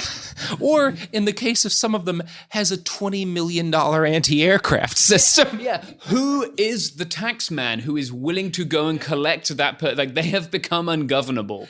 Right. Yeah. I mean, they are in the thick of it, and maybe for the rest of all of our lives, nobody knows how long this thing is going to last. But if the war does end in any kind of reasonable time frame, what's Ukraine going back to? I don't know how they go back to being a normal state when they have opened the floodgates to everyone is the army now. Yeah. Well, I think it calls into question a number of things, right? Like that maybe you don't necessarily always need this very strict disciplinarian structure to fight very effectively. But also, that like, do you need the state, right? People are just doing their own thing right now. And I don't know how you really take that back. Like, how do you go and collect the tanks from people? They know how to kill tanks. That's what they've been doing. Yeah, the Ukrainian government in the future, if we imagine a time of peace, it'll be quite a while before there's any chance of like, well, we'd better send in the riot troops to crack down on this protest. It's like, no, you're not going to get those riot troops to go anywhere near there. Yeah, we're testing out this armed society as a polite society thesis, right? But I don't know how the police return to a country which is seemingly at least holding off, if not defeating, a military superpower. Yeah, Yeah, it is a fascinating question, and no one really has a clear answer, but I do think it's interesting. Of course, they have embraced the Molotov, as you've kind of made the case here.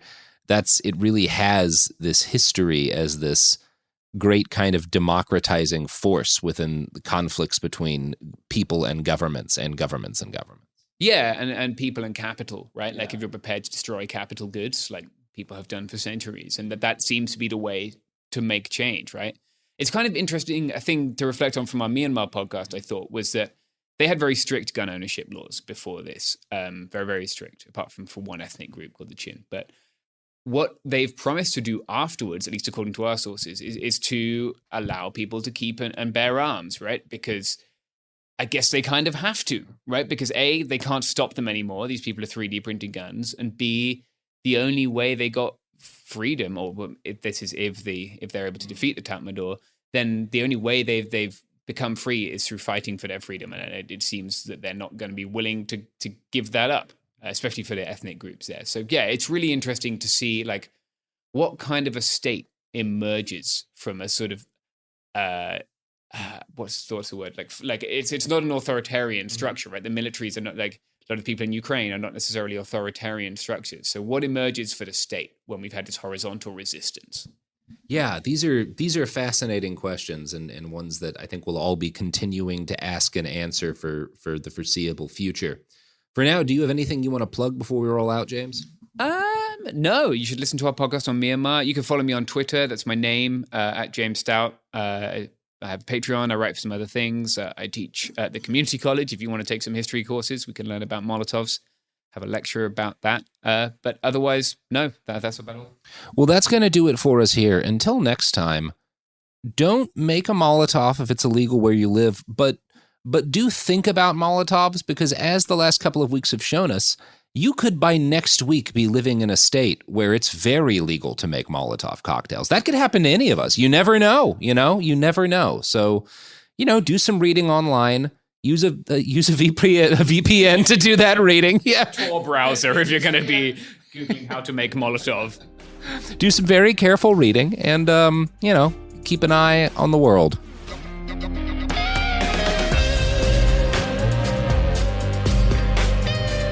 Hey, we'll be back Monday with more episodes every week from now until the heat death of the universe. It Could Happen Here is a production of Cool Zone Media. For more podcasts from Cool Zone Media, visit our website, coolzonemedia.com, or check us out on the iHeartRadio app, Apple Podcasts, or wherever you listen to podcasts.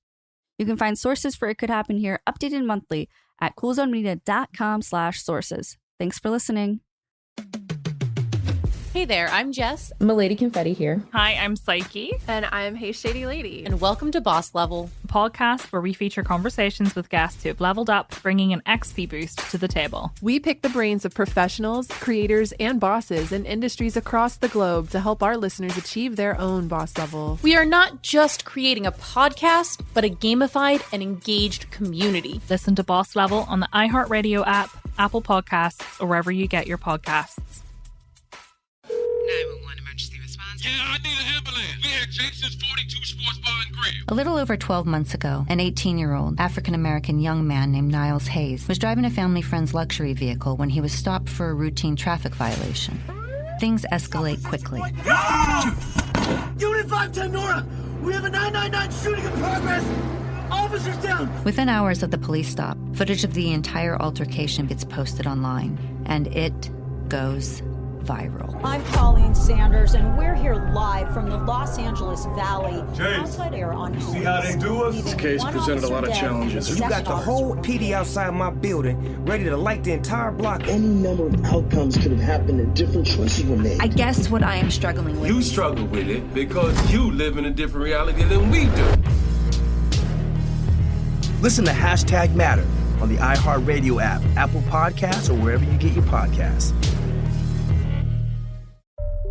From Cavalry Audio, the studio that brought you The Devil Within and The Shadow Girls, comes a new true crime podcast, The Pink Moon Murders. The local sheriff believes there may be more than one killer. They were afraid to space it out in that area. A family was targeted, most of them targeted while they were sleeping. Who could commit such horrible crimes, and why? Follow The Pink Moon Murders on the iHeartRadio app, Apple Podcasts, or wherever you get your podcasts.